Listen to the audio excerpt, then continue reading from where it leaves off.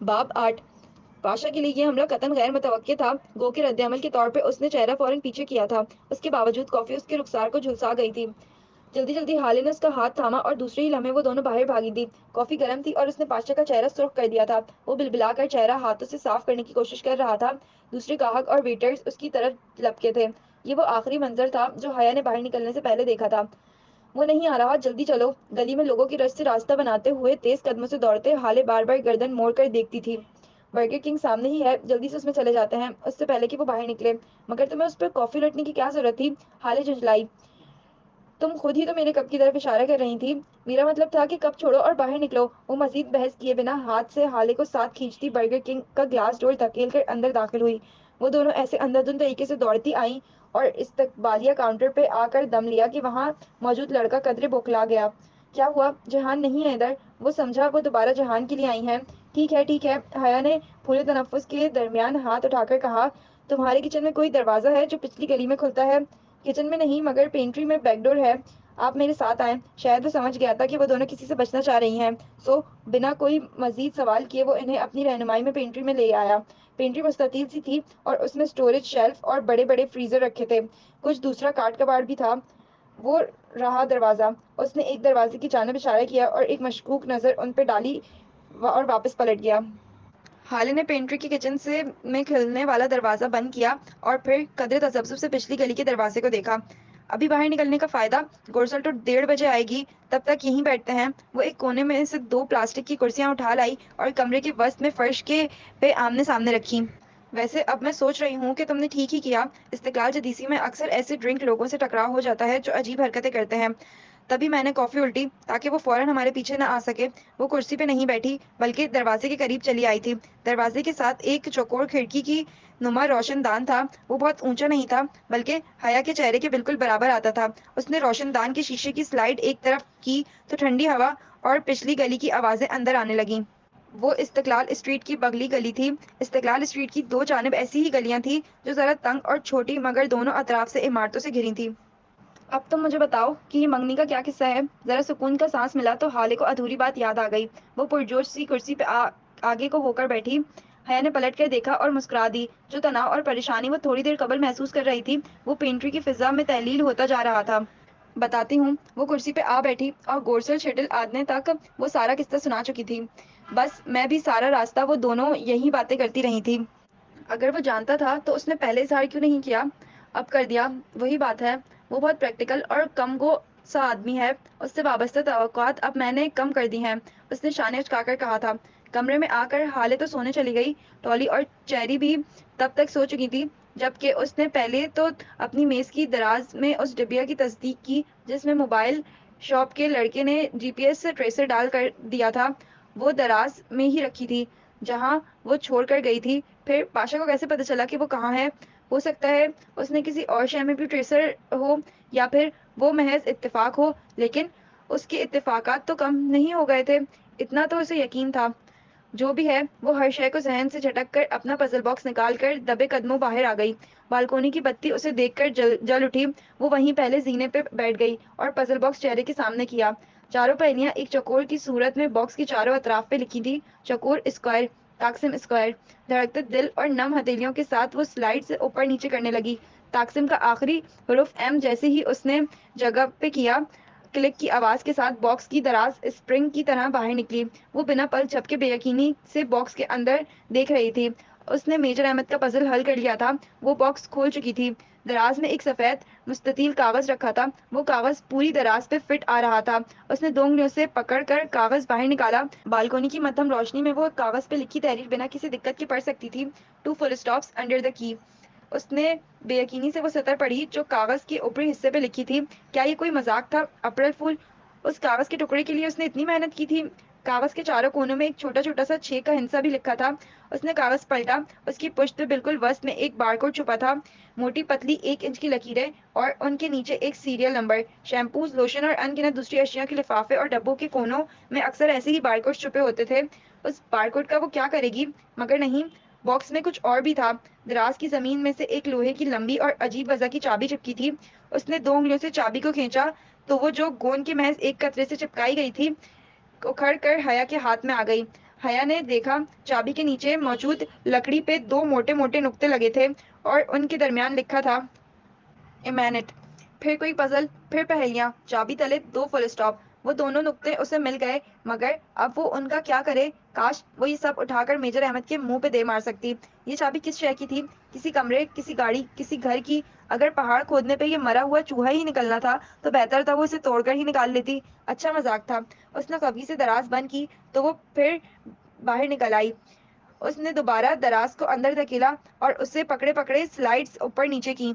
Coat बार बिगड़ गया। Box फिर से लॉक हो गया। उसने हाथ हटाया तो दराज बाहर नहीं आई। वापस बिस्तर पर लेटते हुए वो बेहद कुड़ रही थी। एक चाबी से कोई और पजल बॉक्स खुलेगा, उससे कोई और, उससे कोई और। क्या वो सारी जिंदगी मुतफ्फिल ताले ही खोलती रहेगी? अच्छा मजाक था। फिर वो जहन से ही सोचे झटक कर पाशा के बारे में सोचने लगी। एक मुतमईन मुस्कुराहट खुद ब खुद उसके लबों पे बिखर गई। बहुत अच्छा किया उसने कॉफी का मग उलट कर। वो उसी काबिल था। हकीकत में अपने रूबरू पाशा को देखते हुए उसी तस्वीर से बेहतर लगा था। उसका कद काफी ऊंचा था, 6 फीट से भी ऊपर, और लिबास भी मुनासिब था। आंखों पे बगैर फ्रेम की ग्लासेस लगाए और जरा जरा सी बड़ी शेप। वो रूबरू देखने में बस ऐसा था कि मुकाबिल उसकी इज्जत करे, मगर उससे बढ़कर कुछ नहीं। हैंडसम तो वो उसे कभी नहीं लगा था, ना ही उसकी शख्सियत में कोई सहर था जिसकी बातें बहारें करती थी। वो देखने में बस एक दरमियाने दर्जे का आदमी लगता था, या शायद इस्तकलाल स्ट्रीट में चहलकदमी करने के लिए उसने खुद को एक आम आदमी की तरह ड्रेसअप करके कीमोफ्लॉज कर रखा हो। शायद यही बात हो। वो इन्हीं सोचों में घिरी, कब नींद के समंदर में डूब गई उसे इल्म ही नहीं हो सका। उसने चाबी की होल में घुमाई और फिर अलमारी का पट खोला। सामने वाले खाने में जहां जहां चंद कागजात के ऊपर उसने जली हुई अतराफ वाला पजल बॉक्स रखा था, अब वो वहां नहीं था। उसके जहन ने लम्हों में कड़ियों से कड़ियां मिलाई। अगले ही पल वो पट बंद करके बाहर आया था। बहारे गुल सीढ़ियों के दहाने पे खड़े होकर उसने आवाज दी। बहारे काफी दिनों से उस आवाज की मुंतजिर थी, मगर अब्दुलरहमान को अपनी मसरूफियत में अलमारी खोलने का मौका शायद आज मिला था। इसीलिए अब आवाज सुनकर वो, जो टीवी के सामने बैठी थी, ताबेदारी से उठी और सर झुकाए मुद्दब अंदाज में सीढ़ियां चढ़ने लगी। तीसरी मंजिल के दहाने पे पहुंचकर उसने झुका सर उठाया और वो उसके सामने खड़ा था। वो अभी अभी होटल से आया था, सो टाई की नॉब ढीली किए कोट के बगैर था। उसे मुतवज्जो पाकर अब्दुलरहमान ने सवालिया आबरू उठाई। क्या बहारे गुल मुझे बताना पसंद करेंगी कि वो पजल बॉक्स कहाँ है? मैं पसंद करूंगी। बहारे ने सादगी से इस बात में गर्दन हिलाई। मैंने वो हया को वापस कर दिया। वो चंद लम्हे कुछ कह नहीं सका। उसका चेहरा बेतासुर था, मगर बहारे जानती थी कि उसे धचका लगा है। किसकी इजाजत से? वो तुम्हारी चीज नहीं थी अब्दुलरहमान। जिसकी थी मैंने उसे दे दी। वो चंद सानियों से देखता रहा, फिर उसके सामने एक पंजे के बल फर्श पे आ बैठा। वो सीधा बहारे की आंखों में देख रहा था। क्या तुमने मुझसे राजदारी का वादा नहीं किया था? मैं रहमान के बंदे को खुश करने के लिए रहमान को नाराज नहीं कर सकती। मैं झूठ नहीं बोल सकती थी। उसकी बड़ी बड़ी आंखें भीग गईं। जो जितना अच्छा झूठ बोलता है बहारे, ये दुनिया उसी की होती है। लेकिन फिर उसकी आखिरत नहीं होती, ये आयशा गुल कहती है। वो जख्मी अंदाज में मुस्कुराया। फिर तो मुझे तुम्हारे दूसरे वादे का भी एतबार नहीं करना चाहिए। नहीं, हम वाकई जजीरे पे किसी किसी तुम्हारे बारे में बात नहीं करते। वो नहीं, एक और वादा भी था हमारे दरमियान, हमारा लिटिल सीक्रेट। बहारे के कंधों पे एकदम बहुत भारी बोझ सा आ गिरा था। उसने उदासी से अब्दुलरहमान को देखा, जो मुंतजिर सा उसे ही देख रहा था। बहुत पहले अब्दुलरहमान ने उससे अहद लिया था कि अगर वो मर गया तो वो उसे जनाजा भी देगी और उसकी मैयत को ऊन भी करेगी। तुम सच बोलने वाली बहारे गुल पे एतबार कर सकते हो। पूरा अदलार, बल्कि पूरा तुर्की भी तुम्हें छोड़ दे, मगर बहारे गुल तुम्हें कभी नहीं छोड़ेगी। और हो सकता है कि एक वक्त ऐसा आए कि जब तुम मुझे पहचानने से भी इनकार कर दो। तुम कहो, कौन अब्दुलरहमान? कहाँ का अब्दुलरहमान? तुम ऐसी बातें मत किया करो, मुझे दुख होता है। उस बारे में भी आयशा गुल की कोई कहावत जरूर होगी। वो जरा सा मुस्कुराया।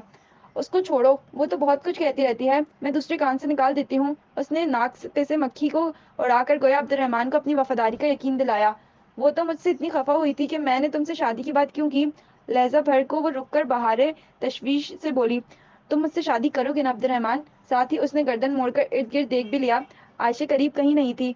वो धीरे से हंस दिया। मगर मैं तुम्हारी नई दोस्त में दिलचस्पी रखता हूँ। वो तुमसे शादी क्यों करेगी? वो अपने कजन को पसंद करती है, और उसका कजन बहुत हैंडसम है। भारे को जैसे गुस्सा आया था। और तुम्हारी दोस्त को अब्दुलरहमान जैसा कोई बदसूरत नहीं लगता होगा, है ना? ये सच है, उसे तुम बिल्कुल पसंद नहीं हो, मगर मुझे तुमसे ज्यादा कोई हैंडसम नहीं लगता। वो मुस्कुराते हुए उठ खड़ा हुआ। बहारे ने गर्दन उठाकर उसे देखा। सुनो, वो हया की पजल बॉक्स पे जो पहेली खोदी थी, वो किसने लिखी थी? वो जाते जाते जरा चौंक कर वापस पलटा। मुझे कैसे इल्म हो सकता है? मैंने तो अभी तक उस बॉक्स पर गौर ही नहीं किया था। नहीं, दरअसल मेरे बॉक्स की पहेली और हया की पहेली बिल्कुल एक सी लिखी थी।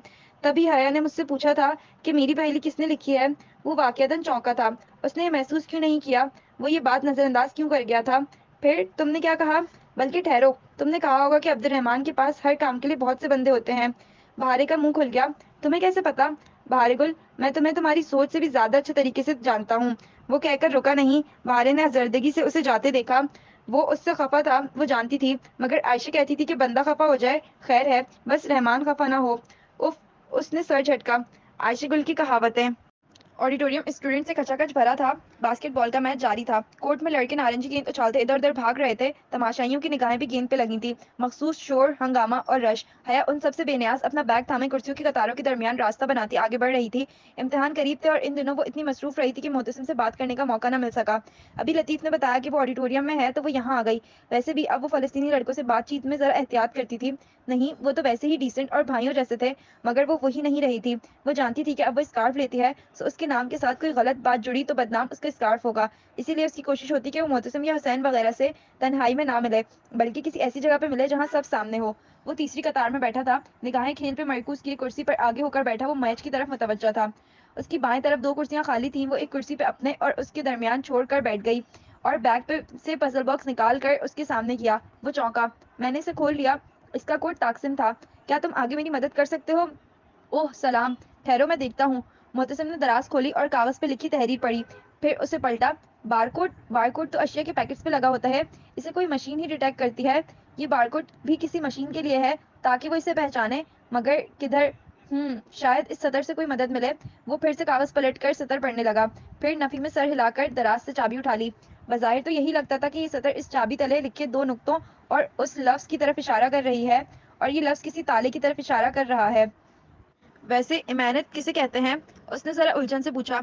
ये अमानत है ना, हमारा वाला अमानत। तुर्क में भी इसको यही कहते हैं। उसने बेख्तियार गहरी सांस अंदर खींची। एक तो तुर्क और उर्दू की मुमासलत।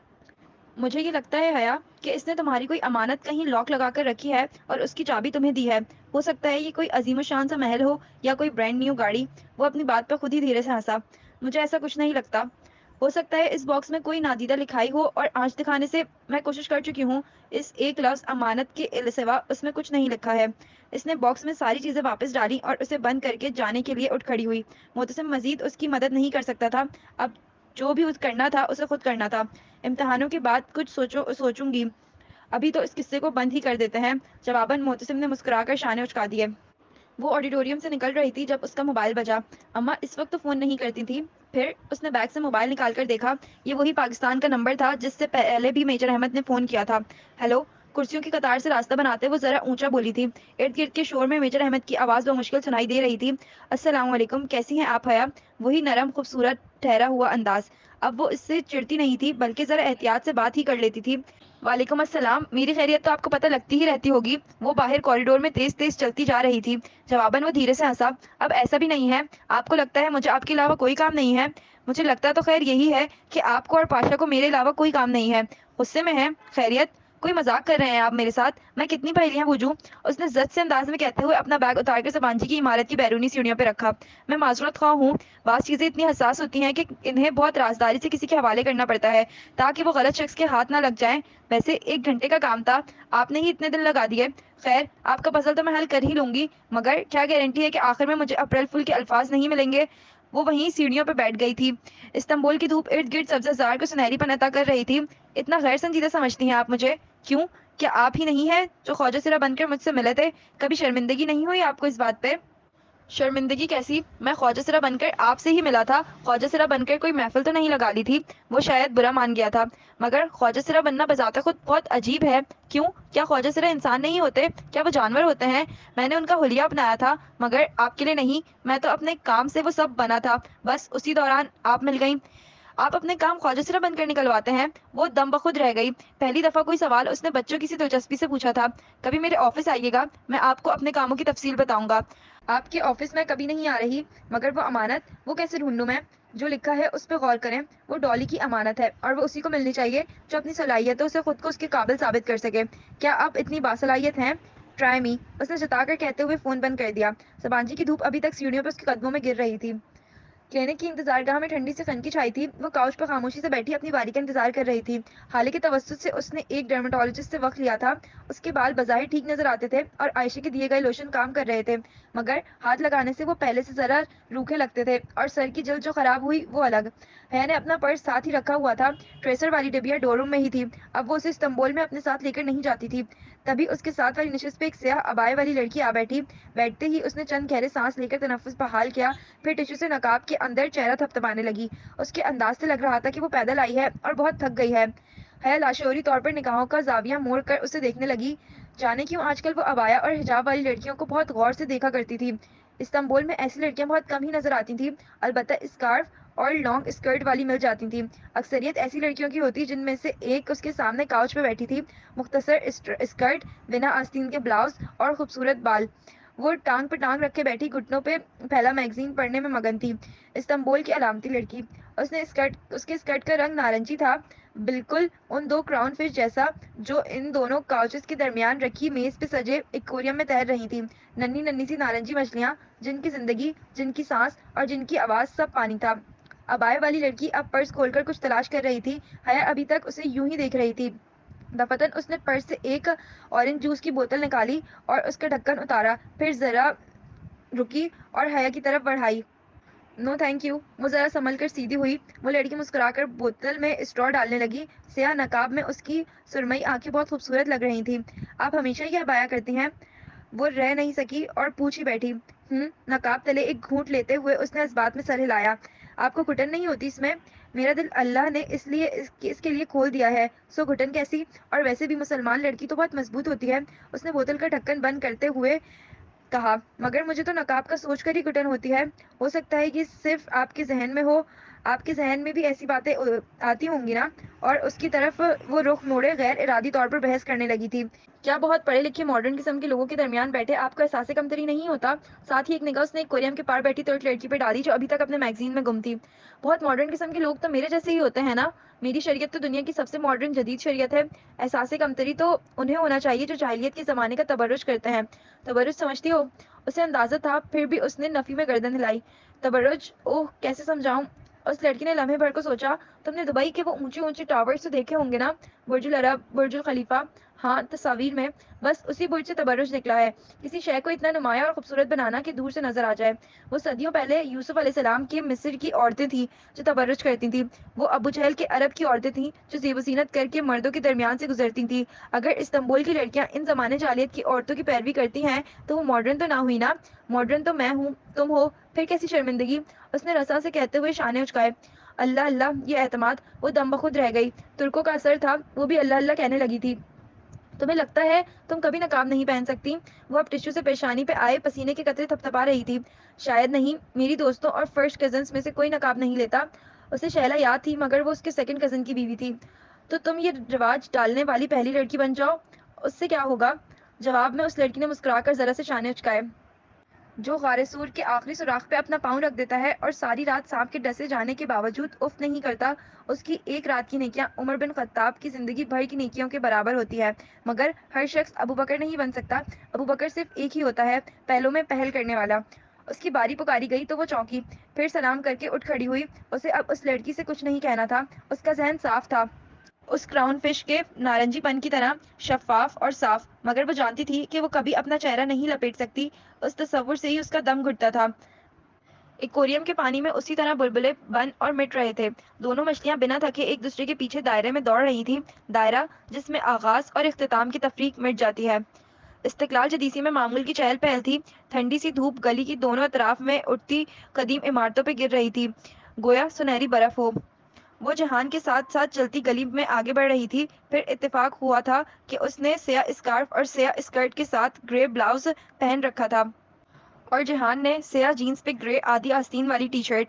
आज जब वो इधर आई थी तो उसने ख्वाहिश की थी कि वो इस्तिकलाल स्ट्रीट को खत्म करना चाहती है। उसे उस गली का अंत देखना था। अब वो इसीलिए चलते जा रहे थे। कुछ पियोगी? जहान ने रुककर पूछा, फिर जवाब का इंतजार किए बिना एक कैफे में चला गया। जब बाहर आया तो उसके हाथों में दो डिस्पोजेबल ग्लास थे और बगल में रोल शुदा अखबार। शुक्रिया। उसने मुस्कुराते हुए ग्लास थामा। झाग से भरा पीना कोलाडा, नारियल और अनानास की रसीली खुशबू और दूर ताकसिम स्क्वायर से उठती ट्यूलिप्स की महक। उसने आंखें बंद करके सांस अंदर खींची। जहान सिकंदर का इस्तांबुल बहुत खूबसूरत था। अच्छा है। वो खुद ही तबसरा करता घूंट भर रहा था। हया ने उसके ग्लास पकड़े हाथ को देखा। उसने वो प्लेटिनियम बैंड नहीं पहन रखा था।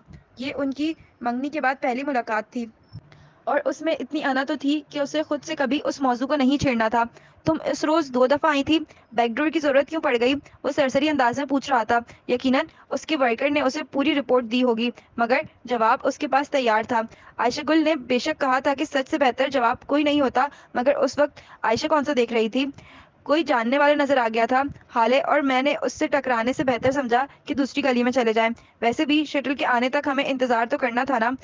अगर कभी पिछली गली में कोई जानने वाला मिले और तुम्हें इस्तकलाल में आना पड़े, तो बेशक बर्गर किंग के उसी दरवाजे को इस्तेमाल कर लेना। उसके पिछली तरफ घंटी लगी है। ग्लास खाली करके जहान ने कचरे दान में उछाल दिया। हया का भी आधा ग्लास बाकी था। तुम बताओ, तुम्हें लंदन कब जाना है? वो काफी बुलंद आवाज में बोल रही थी। करीब से गुजरते तारीखी सुर्ख ट्रॉम में सवार सयाहों का ग्रोह ऊंची ऊंची सीटियां बजा रहा था, जिसके बायस कान पड़ी आवाज सुनाई ना देती थी। अगले माह का सोच रहे हैं, तब तक तुम भी फारिग होगी। बाकी एक्सचेंज स्टूडेंट्स कहाँ जा रहे हैं? कुछ तुर्की में ही घूमे फिरेंगे और कुछ कतर, पेरिस, दुबई वगैरह जा रहे हैं। तो तुम हमारे साथ लंदन चलो ना, फिर जुलाई में वापस आकर क्लियरेंस करवाना और पाकिस्तान चली जाना। मैं अपनी दोस्तों के साथ बियोकदा में रहना चाहती हूँ। गो के जहान के साथ लंदन जाने का ख्याल काफी पुरकशिश था, मगर उसने फौरन हामी भरना मुनासिब न समझा। ओह, डोंट टेल मी कि तुम अभी तक वही रिपोर्ट लिख रही हो। जेहान ने हाथ हिलाकर गोया नाक से मक्खी उड़ाई। हया ने गर्दन फेरकर उसे देखा। हालांकि दोस्त छापने के लिए तैयार थी, मगर जेहान के मना करने पे उसने वो रिपोर्ट बंद कर दी थी। आज सुबह ही जब वो इस बारे में सोच रही थी, तो उसे लगा उसे ये सब किसी बाएतमाद शख्स के साथ शेयर करना चाहिए, और मेजर अहमद से बढ़कर किसी पे एतबार नहीं था उसे। तभी सुबह उसने मेजर अहमद को टेक्स्ट किया था कि वो बात करना चाहती है, मगर कोई जवाब नहीं आया था। नहीं, मैंने उसे जहन से निकाल दिया है। Good girl. वो एकदम से उसके बिल्कुल मुकाबिल आ खड़ा हुआ, यूं कि हया के सामने का मंजर छुप गया। वो नासमझी से उसे देखने लगी। बाज दफा जो हम देखते हैं वो नहीं हो रहा होता, और जो हो रहा होता है वो हम देख नहीं रहे होते। कहते हुए उसने रोलशुदा अखबार खोला और फिर से लपेटने लगा, यहाँ तक कि कोन आइसक्रीम की सुनहरी कोन की तरह उसने अखबार को रोल कर दिया। फिर उसने हया का ग्लास लेने के लिए हाथ बढ़ाया। हया ने नासमझी से ग्लास उसे पकड़ाया। एक चीज होती है नजर का धोखा। लोग वो नहीं होते जो वो नजर आते हैं, और जो वो होते हैं उसे वो छुपा कर रखते हैं। उसने ग्लास कोन के मुंह में उंडेल दिया। जूस धार की सूरत अखबार की कोन में गिरने लगा। जहान ने खाली ग्लास हया को थमाया और अखबार की कोन को मजीद लपेटना शुरू किया। फिर उसका मुंह बंद कर दिया और मुखालिफ सिमत से अखबार खोलने लगा। तहें खुलती गईं और पूरा अखबार सीधा खुलकर सामने आ गया। सफ़े सूखे थे और जूस गायब। जबरदस्त। वो मुस्कुराते हुए ताली बजाने लगी। वो जानती थी ये कोई ट्रिक थी। उसने यकीनन कमाले महारत से जूस कहीं आसपास गिरा दिया था, फिर या फिर कुछ और किया होगा। बहरहाल उसका अंदाज मुतासिर कुन था। वो दोनों फिर से साथ चलने लगे थे। जहान ने अखबार अब तय करके हाथ में पकड़ लिया था। दफतन हया का फोन बजा। उसने पर्स से मोबाइल निकालकर देखा। मेजर अहमद की कॉल आ रही थी। उसने कॉल काट दी और फोन रख दिया। जहान इतना मुहज्जब तो था कि कोई सवाल ना करता, मगर वो खुद बताना चाहती थी। मेजर अहमद की कॉल थी, कुछ काम था उनसे। वो चलते हुए सरसरी अंदाज में बोली। वो सरासर जुआ था। जहान के मूड का कुछ भरोसा ना था, मगर वो उस पर भरोसा करना चाहती थी। मेजर अहमद कौन? उसने नासमझी से हया को देखा। पाकिस्तान में होते हैं, साइबर क्राइम सेल में इंटेलिजेंस ऑफिसर हैं। तुम्हारे अब्बा को भी जानते हैं। वो जरा रुकी। मैं इनसे बात करूं तो तुम्हें बुरा तो नहीं लगेगा ना? ऑफ कोर्स नहीं। उसने शाने उचका दिए। कौन कितना काबिल एतबार है ये फैसला तुम खुद कर सकती हो, क्योंकि मेरे नज़दीक तो सब लोग एक जैसे ही होते हैं। इतनी बेयकीनी भी अच्छी नहीं होती जहान। रियली? जैसे तुम्हें यकीन है कि तुम्हारा जूस मैंने कहीं गिरा दिया था। वो फिर उसके मुकाबिल आ खड़ा हुआ और ग्लास लेने के लिए हाथ आगे बढ़ाया, जो न जाने क्यों वो अभी तक हाथ में पकड़ी खड़ी थी। यकीनन तुमने ऐसा ही किया होगा। उसने ग्लास जहान को थमा दिया। तब तक वो अखबार को दोबारा कोन की शक्ल में लपेट चुका था। ग्लास लेकर उसने अखबार की कोन का खुला मुंह ग्लास में उल्टा। पीना कोलाडा एक धार की सूरत में ग्लास में गिरने लगा। वो बेयकीनी से साकित खड़ी देख रही थी। ये तुमने कैसे किया? मैंने मैंने खुद देखा था कि अखबार सूखा था। फिर ये जूस कहाँ से आया? अगर जादूगर अपनी ट्रिक के फौरन बाद ही राज बता दे तो क्या फायदा? कभी फुर्सत में बताऊंगा कि ये कैसे हुआ। अलबत्ता अगर तुम मेरी जगह पे खड़ी होकर देखती तो जान पाती कि मैंने ये कैसे किया। जब तक इंसान दूसरे की जगह पे खड़ा होकर नहीं देखता, उसे पूरी बात समझ में नहीं आती। तुम अजीब हो जहान। उसने तहैयुर से सर झटका। इन दोनों चीजों को ट्रैश में फेंक दो, मेरी प्यास मर गई है। वो हंस पड़ा। नहीं, तुम्हारी प्यास डर गई है। फिर उसने दोनों चीजों को एक करीब ही कचरेदान में उछाल दिया। दूर सामने गली के अख्ताम पे एक ऊंचा टावर था, जिसने गली का दहाना बिल्कुल ब्लॉक कर रखा था। जैसे जमीन से उगाया हो। वो यूं था जैसे पाकिस्तान में ऊंची गोल सी ईंटों की भट्टी होती है, वैसा ही सिलेंडर नुमा टावर जिसका गुंबद कोन की शक्ल का था। ये रहा वो अंत, गलाटा टावर। जिसे जानने का तुम्हें तजस्सुस था। उसने टावर की तरफ इशारा किया। और अनजानने का सबसे बड़ा नुकसान पता है क्या होता है जहान? जहान ने सवालिया नजरों से उसे देखा। इंसान का सफर खत्म हो जाता है। उसने गहरी सांस ली और पलट गई। वो शाने उचकाकर उसके पीछे हो लिया। तुर्की वालों को सलाम। वापसी पे घोड़सर में बैठे जब उसने मेजर अहमद को कॉल की और जवाबन अहमद ने कॉल काट कर खुद से फोन किया, तो उसका हेलो सुनते ही वो जैसे किसी खुशगवार हैरत के जेर असर बोला था। जिंदगी में पहली दफा आपने मेजर अहमद को खुद याद किया है, मगर जब आपने कॉल नहीं उठाई तो मैं समझा कि वो टेक्स्ट आपने गलती से किया होगा। ये बात नहीं है, मैं इस वक्त जहान के साथ थी, सोचा बाद में तफसीली बात करूंगी। अच्छा। वो जैसे चुप हो गया। शायद उसे जहान का जिक्र नागवार गुजरा था। मैंने जहान को आपके बारे में बताया, मगर वो आपको नहीं जानता था। क्यों? आपने क्यों बताया? वो बहुत हैरान हुआ। शौहर को इल्म होना चाहिए कि उसकी बीवी किससे बात करती है, वो जरा जताकर बोली। जानती थी कि उसका शौहर की बात करना अहमद को कितना बुरा लगता था। शौहरों का भरोसा नहीं होता, एहतियात कीजिएगा, आप फंस ही ना जाएं। गलत काम तो नहीं कर रही जो फंसूं? बहरहाल हम काम की बात करें। उसका लहजा बेलचक हो गया। साथ ही जो कुछ बेवकता में वो जान पाई थी उसने वो अहमद को बताया।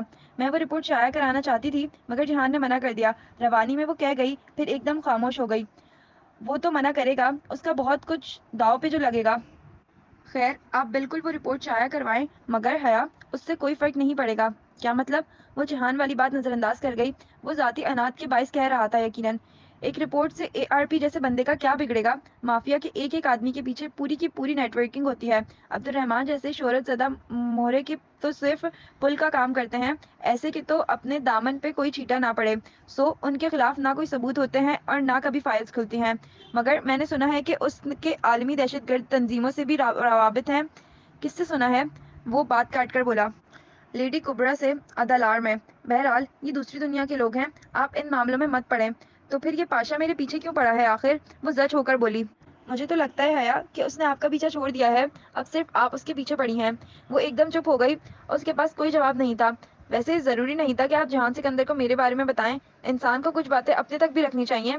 बस बॉस्फोरस ब्रिज के ऊपर से गुजर रही थी और वो खिड़की से बाहर पुल तले बहता समंदर देख रही थी। वहां हस्बे मामूल एक फेरी तैर रहा था। मैं नहीं चाहती थी कि कोई मेरे और आपके इस राब्ते को भी गलत तरीके से इस्तेमाल करके मुझे रुस्वा कर सके। अल्लाह आपको रुस्वा नहीं करेगा हया। जन्नत के पत्ते थामने वालों को अल्लाह रुस्वा नहीं करता। उस लम्हे दूर नीचे समंदर के किनारों पर बगलों का एक गौल फड़फड़ाता हवा में उड़ रहा था। वो निगाहें उनके भूरे सफेद परों पर मरकूज किए बिल्कुल ठहर सी गई। आप जन्नत के पत्ते किसे कहते हैं? अहमद ने गहरी सांस ली और कहने लगा। आप जानती हैं, जब आदम अलैहिस्सलाम और हव्वा जन्नत में रहा करते थे, उस जन्नत में जहाँ ना भूख थी, ना प्यास, ना धूप और ना ही बरहंगी, तब अल्लाह ने इन्हें एक तरगीब दिलाते दरख्त के करीब जाने से रोका था, ताकि वो दोनों मुसीबत में ना पड़ जाएं। वो सांस लेने को रुका। बस अब पुल के आखिरी हिस्से पे थी। बगलों का गौल फेरी के ऊपर से फड़फड़ाता हवा में गुजर रहा था। समंदर पीछे को जा रहा था। उस वक्त शैतान ने उन दोनों को तरगीब दिलाई कि अगर वो उस हमेशगी के दरख्त को छू लें तो फरिश्ते बन जाएंगे, या फिर हमेशा रहेंगे। उन्हें कभी ना पुरानी होने वाली बादशाहत मिलेगी। पुल पीछे रह गया। गोरसल अब पुराने शहर में दाखिल हो रही थी। वो हर शय से बेनियाज यकसुई से सुन रही थी। सो उन्होंने दरख्त को चख लिया। हद पार कर ली तो उनको फौरन बेलिबास कर दिया गया। उस पहली रुसवाई में जो सबसे पहले शय जिससे इंसान को ने खुद को ढका था, वो जन्नत के पत्ते थे। वर्कुल जन्ना। पुराने शहर की सड़क पे कोई ट्रैफिक जाम था। गोरसल बहुत सुस्त रवि से चल रही थी। सड़क किनारे चलते लोग और दुकानों पे रश लगा था।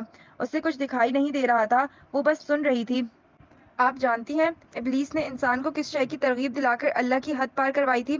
फरिश्ते बनने की और हमेशा रहने की। जानती है हया, फरिश्ते कैसे होते हैं? उसने नफी में गर्दन हिलाई, गो कि वो जानती थी कि वो उसे नहीं देख सकता। फरिश्ते खूबसूरत होते हैं। वो लम्हे भर को रुका। और हमेशा की बादशाहत कैसे मिलती है?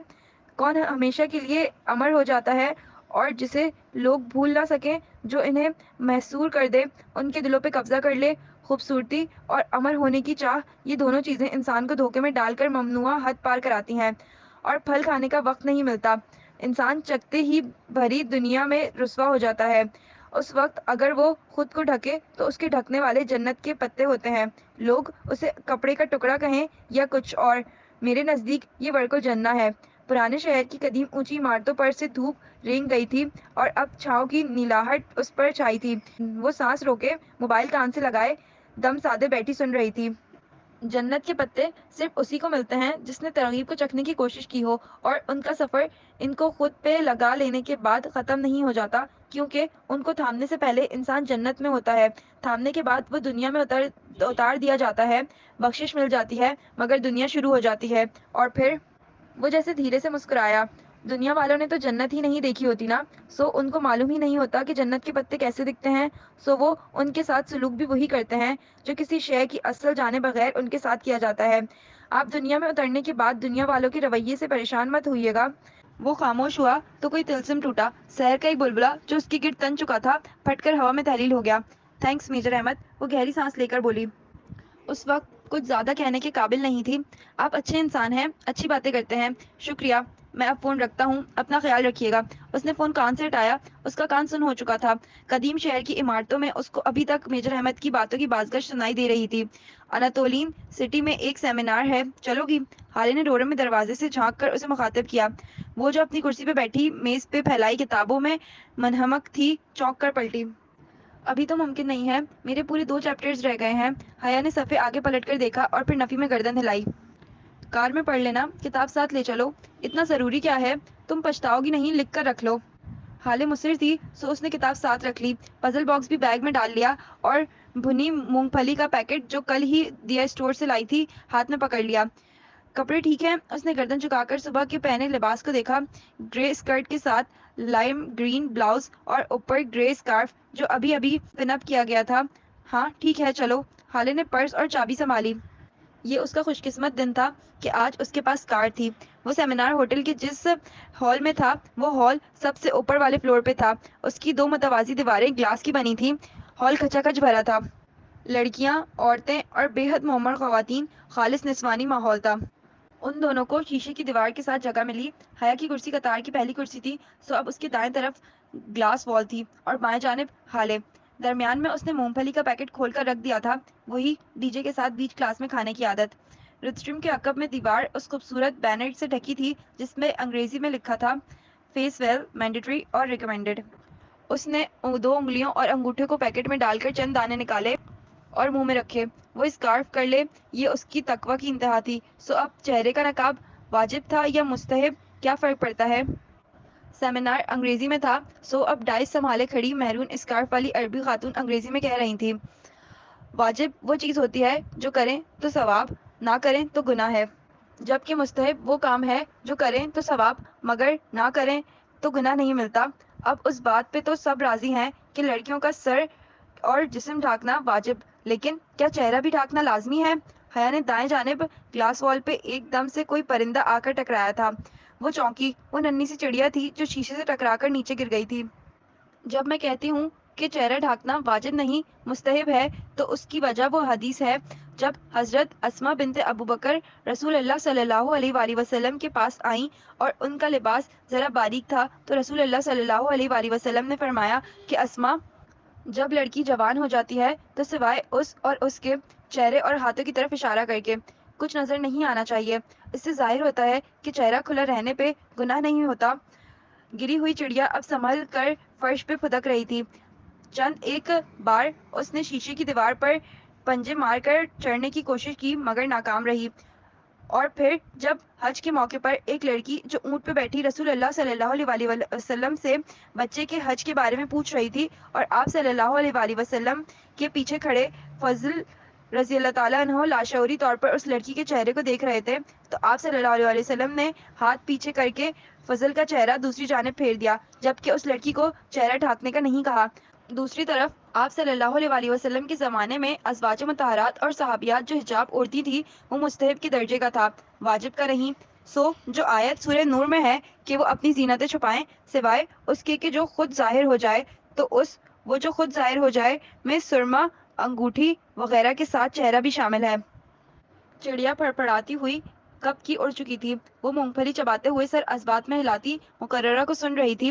वो मजीद चंद दलाइल देकर अपनी कुर्सी पे वापस जा चुकी थी, और तब तक वो मुतमईन हो चुकी थी कि उसे उनकी सारी बात ठीक लगी थी।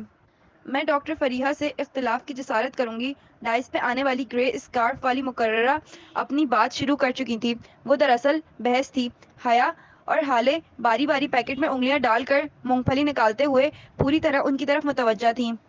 رئیس اسما بنت ابو بکر رضی اللہ تعالیٰ عنہ والی حدیث اس کی تشریح تو محرم رشتوں کے لحاظ سے بھی کی جا سکتی ہے کہ وہ رسول اللہ صلی اللہ علیہ وسلم کی سالی تھیں، اور اسی حدیث سے ہم دلیل لیتے ہیں کہ بہنوئی سے چہرے کا پردہ نہیں ہوتا۔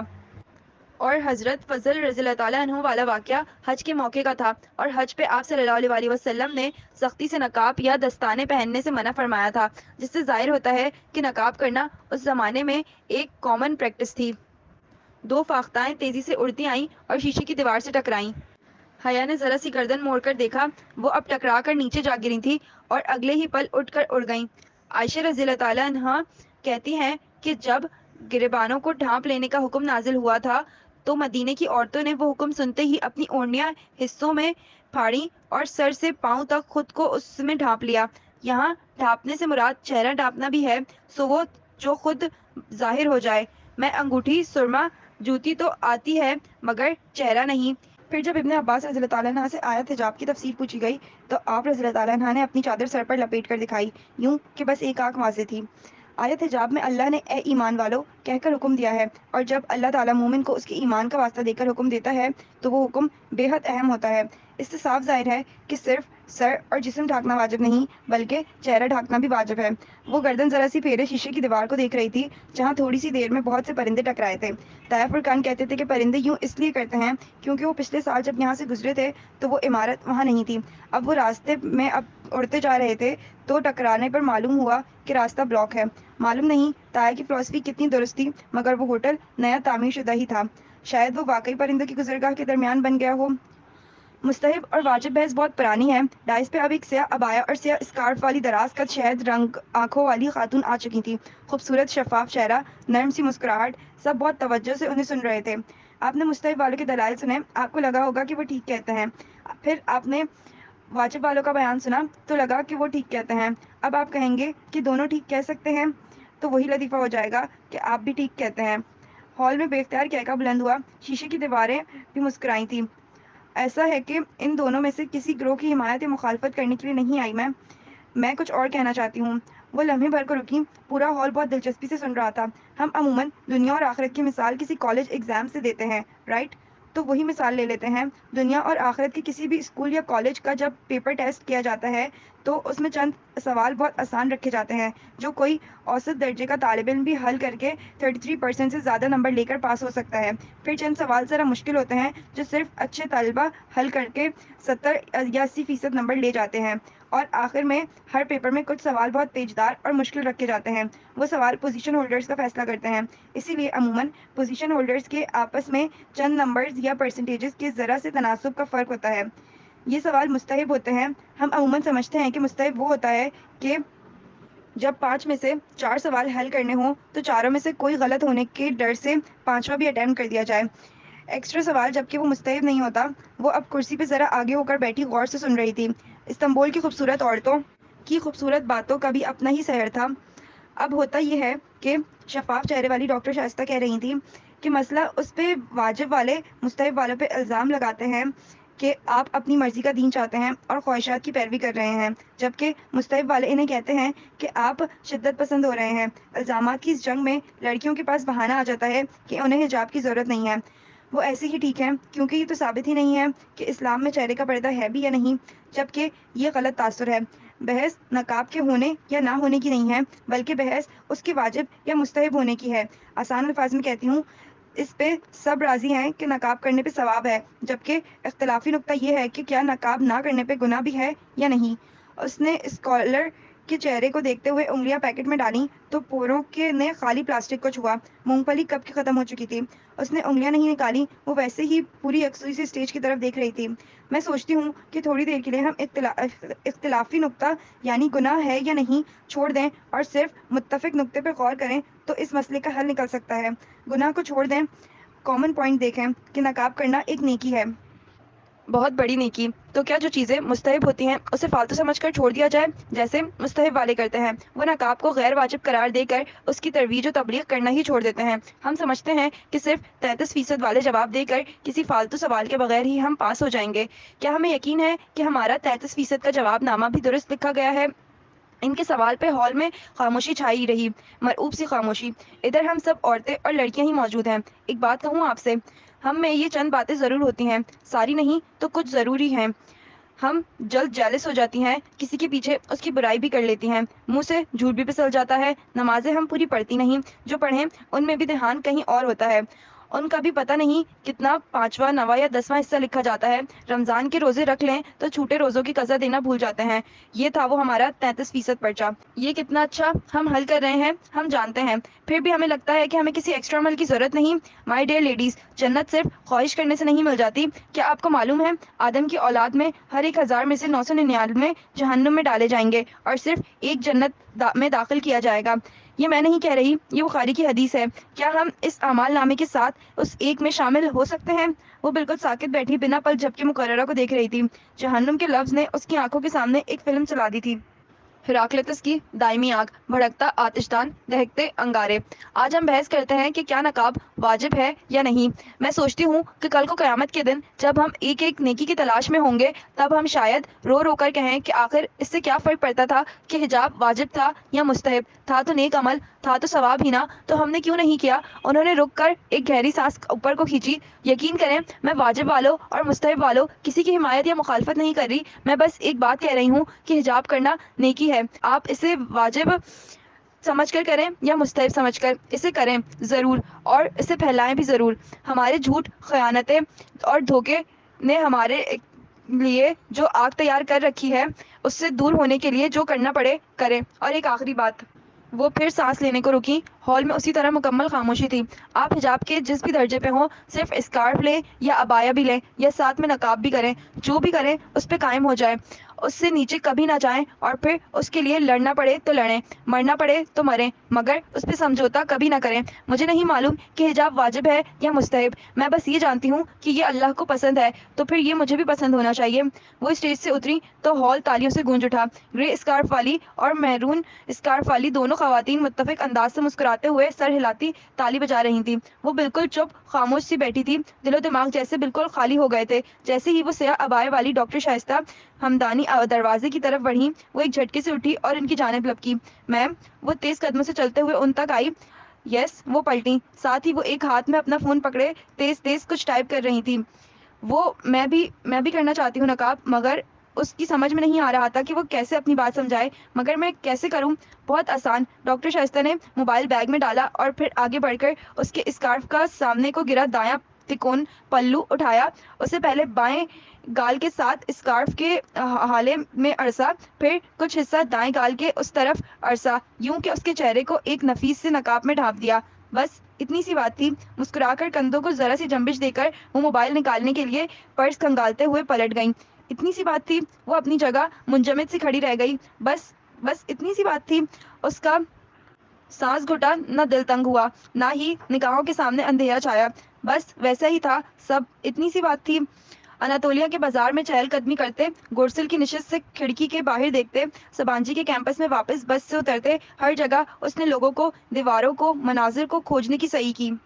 کیا کوئی فرق پڑا تھا؟ مگر اسے احساس ہوا کہ سب ویسا ہی تھا۔ اس میں ہمت نہیں تھی کہ وہ ڈاکٹر شائستہ کا پہنایا گیا نقاب اتار سکتی، سو وہ استنبول میں اسی نقاب کے ساتھ لمحے بتاتی رہی، پر کہیں کوئی گھٹن، کوئی تنگی نہ تھی۔ انسان دنیا اپنی آنکھوں سے دیکھتا ہے، نہ کہ رخسار، ناک، تھوڑی یا پیشانی سے، سو ان کے ڈھکے ہونے کے باوجود منظر وہی رہتا ہے۔ پھر کیسی پریشانی! لیکن پھر بھی اسے عجیب سی خفت ہو رہی تھی، باوجود اس کے کہ حالے کا انداز ویسا ہی تھا جیسا پہلے تھا۔ ڈورم کی سیڑھیاں چڑھتے ہوئے اسے حسین اور معتصم اترتے دکھائی دیے۔ حسین بس لمحے بھر کو ٹھٹکا تھا، پھر دونوں مسکرا کر سلام کرتے نیچے اتر گئے۔ سب پہلے جیسا تھا۔ اے نبی صلی اللہ علیہ وآلہ وسلم، آپ کہہ دیں اپنی بیویوں سے اور اپنی بیٹیوں سے اور اہل ایمان کی عورتوں سے کہ وہ اپنے اوپر اپنی چادریں لٹکا لیا کریں، تاکہ وہ پہچان لی جائیں اور وہ ستائی نہ جائیں۔ بے شک اللہ بخشنے والا مہربان ہے۔ وہ اپنی کرسی پہ بیٹھی، کتاب پہ جھکی، ذہنی طور پر ابھی بھی اسی ہال میں موجود تھی جہاں شیشے کی دیواروں سے پرندے ٹکرا جایا کرتے تھے۔ جب واپسی کے وقت پس منظر میں کسی نے یہ آیت چلا دی تھی تو وہ اس کے ٹرانس سے باہر ہی نہ آ سکی۔ اسے لگا وہ کبھی اس کے اثر سے نہیں نکل سکے گی۔ لمحے بھر میں اس کی سمجھ میں آ گیا تھا کہ وہ آج تک حجاب یا نقاب کیوں نہیں پہن سکی تھی، باوجود اس کے کہ تایا، ابا اور روہیل بھی اسے بہت تاکید کرتے تھے۔ وہ یہ نہیں کر سکی اسی لیے کیونکہ انہوں نے ہمیشہ اپنی کہی، کبھی اللہ کی بات سنائی ہی نہیں۔ जबर की तरह अपनी बात मुसल्लत करनी चाहिए, और अक्सर बाप भाई यही तो करते हैं, अपनी ही कहते रहते हैं, फिर शिकायत करते हैं कि बच्चियां मानती क्यों नहीं हैं। कभी अल्लाह की सुना कर तो देखो। फिर इल्म होता है कि मुसलमान लड़की छोटी हो या बड़ी, नरम टहनी हो या सख्त कांच, दिल उसका एक ही होता है, वो दिल जो अल्लाह की सुनकर झुक ही जाता है। फिर किसी वाज, तकरीर या दर्स की जरूरत नहीं रहती। एक आयत जिंदगी बदल देती है, बस एक आयत। ब्योकदा के साहिल पर लहरें पत्थरों से सर पटक रही थीं। उनका शोर उस ऊंचे सफेद कसरे उस्मानी के अंदर तक सुनाई दे रहा था। महल अंधेरे में डूबा था, राहदारियां तारीक थीं। सिर्फ दूसरी मंजिल की स्टडी में नीम रोशनी सी छाई थी। अंदर एक मध्यम सा बल्ब जल रहा था, या फिर मेज पे खुला पड़ा अब्दुल रहमान का लैपटॉप। अलबत्ता वो स्क्रीन की तरफ मुतवज्जा नहीं था। वो रिवॉल्विंग चेयर की पुष्ट पे सर गिराए सोचती निगाहों से छत को देख रहा था। उसकी दोनों सोने की अंगूठियां और मोटे फ्रेम के ग्लासेस मेज पे लैपटॉप के साथ रखे थे। बेख्याली में उसने हाथ बढ़ाकर सिगरेट की डिब्बियां उठाई, उसे देखा और फिर जरा कोफ से वापस मेज पे फेंक दिया। उस सिगरेट नोशी से उसे छुटकारा ले लेना चाहिए था अब तक, बल्कि और भी बहुत चीजों से। उसने आंखें बंद कर ली और उंगलियों से कनपट्टियों को धीरे धीरे मसलने लगा। उसके सर में काफी देर से दर्द था, शायद बहुत सोचने के बायस आसाबी दबाव। उसने नफी में सर झटका। उसके आसाब बहुत मजबूत थे और वो कभी भी उस किस्म के दबाव से नहीं हार सकता। उसने खुद को यकीन दिलाया। वैसे भी सब कुछ ठीक हो रहा था, हर शय हस्ब मंशा जा रही थी। जो ताश के पत्ते का घर उसने बना रखा था वो अपने आखिरी मरहले में था। कामयाबी बहुत नजदीक थी। जो वो चाहता था सब वैसे ही हो रहा था, मगर अब उसे ज्यादा तवानाई और ज्यादा एहतियात की जरूरत थी। पिछली दफा खेल आखिरी मरहले में बिगड़ गया था, हर शय धप से उस पर आ गिरी थी, और वो भी उस दोस्त के तुफैल दोस्त धोखा दे। उससे बढ़कर तकलीफ शय कोई नहीं होती। कुछ पल के लिए वो अजियतनाक दिन उसकी निगाहों के सामने लहराए थे। अपने काबिल से काबिल दोस्तों और जानने वालों को छोड़कर वो उस काबिल नफरत शख्स के पास गया था, और उसने जो किया वो बहुत बुरा था। अब्दुल रहमान ने तलखी से सर झटका। उस वक्त कम अज कम वो उस वाक़या और उस शख्स को याद नहीं करना चाहता था जिसने उसकी पीठ में छुरा घोंपा था। अल्लाह जरूर उसे मौका देगा कि वो उससे अपना इंतकाम ले, और वो कभी वो मौका ज़ाया नहीं करेगा। उसने कसम खा रखी थी, मगर उस वक्त उसे वो सब भुलाकर उन मौके पे तवज्जो मरकूज रखनी थी जो उसके सामने थे। अब्दुल रहमान ने कभी मौक़ों का इंतजार नहीं किया था, उसने मौके हमेशा खुद पैदा किए थे और फिर अपने काम निकलवाए थे। अब भी वो यही कर रहा था, मगर उस सबसे पहले उसे उस छोटे से मसले को पाया तकमील तक पहुंचाना था जो 4-5 माह कबल उसने खुद खड़ा किया था। गो के हर चीज़ वैसे नहीं हुई थी जैसा उसने सोचा था। बड़ी गलती हुई उससे हाशिम पे एतबार करके, मगर फिर भी उस सब का अख्ताम वैसा ही होगा जैसा उसने सोचा था, जैसा उसने प्लान किया था, जैसा दीमत फिरदौस ने मशवरा दिया था। एक इत्तेफाकिया मौका उसे मजीद पैदा करना था। उसने मेज़ पे रखा अपना फ़ोन उठाया और फ़ोन बुक खोली। वो नंबर्स कभी लोगों के असल नाम से महफूज नहीं करता था, ये नंबर भी उसने एक्सचेंज स्टूडेंट के नाम से महफूज कर रखा था। कुछ सोचते हुए वो इस नंबर पर मैसेज लिखने लगा। 26 मई से संभाजी में इम्तिहानात का मौसम छा गया। उस कठिन मौसम को 9 जून तक जारी रहना था। ताकसिम का मुजस्मा, इस्तिकलाल जदीसी के चक्कर, जवाहिर की शॉपिंग और पजल बॉक्स की पहेलियां, उसे सब भूल गया था। अदलार में रुकने के बायस से होने वाला नुकसान तो वो पूरा कर चुकी थी, मगर यहाँ सिर्फ पास नहीं होना था, बल्कि डिस्टिंक्शन लेनी थी। उसका रिजल्ट बुरा हुआ तो पाकिस्तानी एक्सचेंज स्टूडेंट की नाकामी होगी, और रिजल्ट अच्छा आया तो पाकिस्तानी एक्सचेंज स्टूडेंट की कामयाबी होगी। वो हया सुलेमान को बुलाकर सिर्फ और सिर्फ पाकिस्तानी एक्सचेंज स्टूडेंट रह गई थी। 31 मई की सुबह इस्तांबुल पे किसी कहर की तरह नाजिल हुई थी। वो रात देर तक पढ़ने के बाद फजर के करीब सोई थी कि आज छुट्टी थी, मगर सुबह ही सुबह हाले किसी तूफान की तरह डोरम में भागती नजर आई थी। हया, हया, उठो! वो हाले के जोर जोर से पुकारने पे हड़बड़ा कर उठी। क्या हुआ? नीचे अपने बैंक की सीढ़ियों के साथ खड़ी हाले के हवास पाख्ता चेहरे को देखकर उसका दिल जैसे किसी ने मुट्ठी में ले लिया। वो लिहाफ फेंक कर तेजी से नीचे उतरी। हया, हाले की आंखें छलकने को बेताब थीं। हया ने बेख्तियार उसके हाथ पकड़े जो सर धो रहे थे। हाले, हया, फेडरन फ्लोटिला जो गजा आ रहा था उसे रोक दिया गया है। इसराइल ने उस पर अटैक कर दिया है। पता नहीं कितने फलस्तीनी और तुर्क मारे जा चुके हैं। अल्लाह! उसने बेख्तियार दिल पे हाथ रखा। मगर वो ऐसा कैसे कर सकते हैं? उन बहरी जहाज़ों में तो खुराक थी, दवाइयाँ थीं। वो कहते हैं कि उनमें असला था और दहशतगर्द भी। फिर उन्हें पूछने वाला कौन है? खुदाया, मुतसिम वगैरह कितने परेशान होंगे।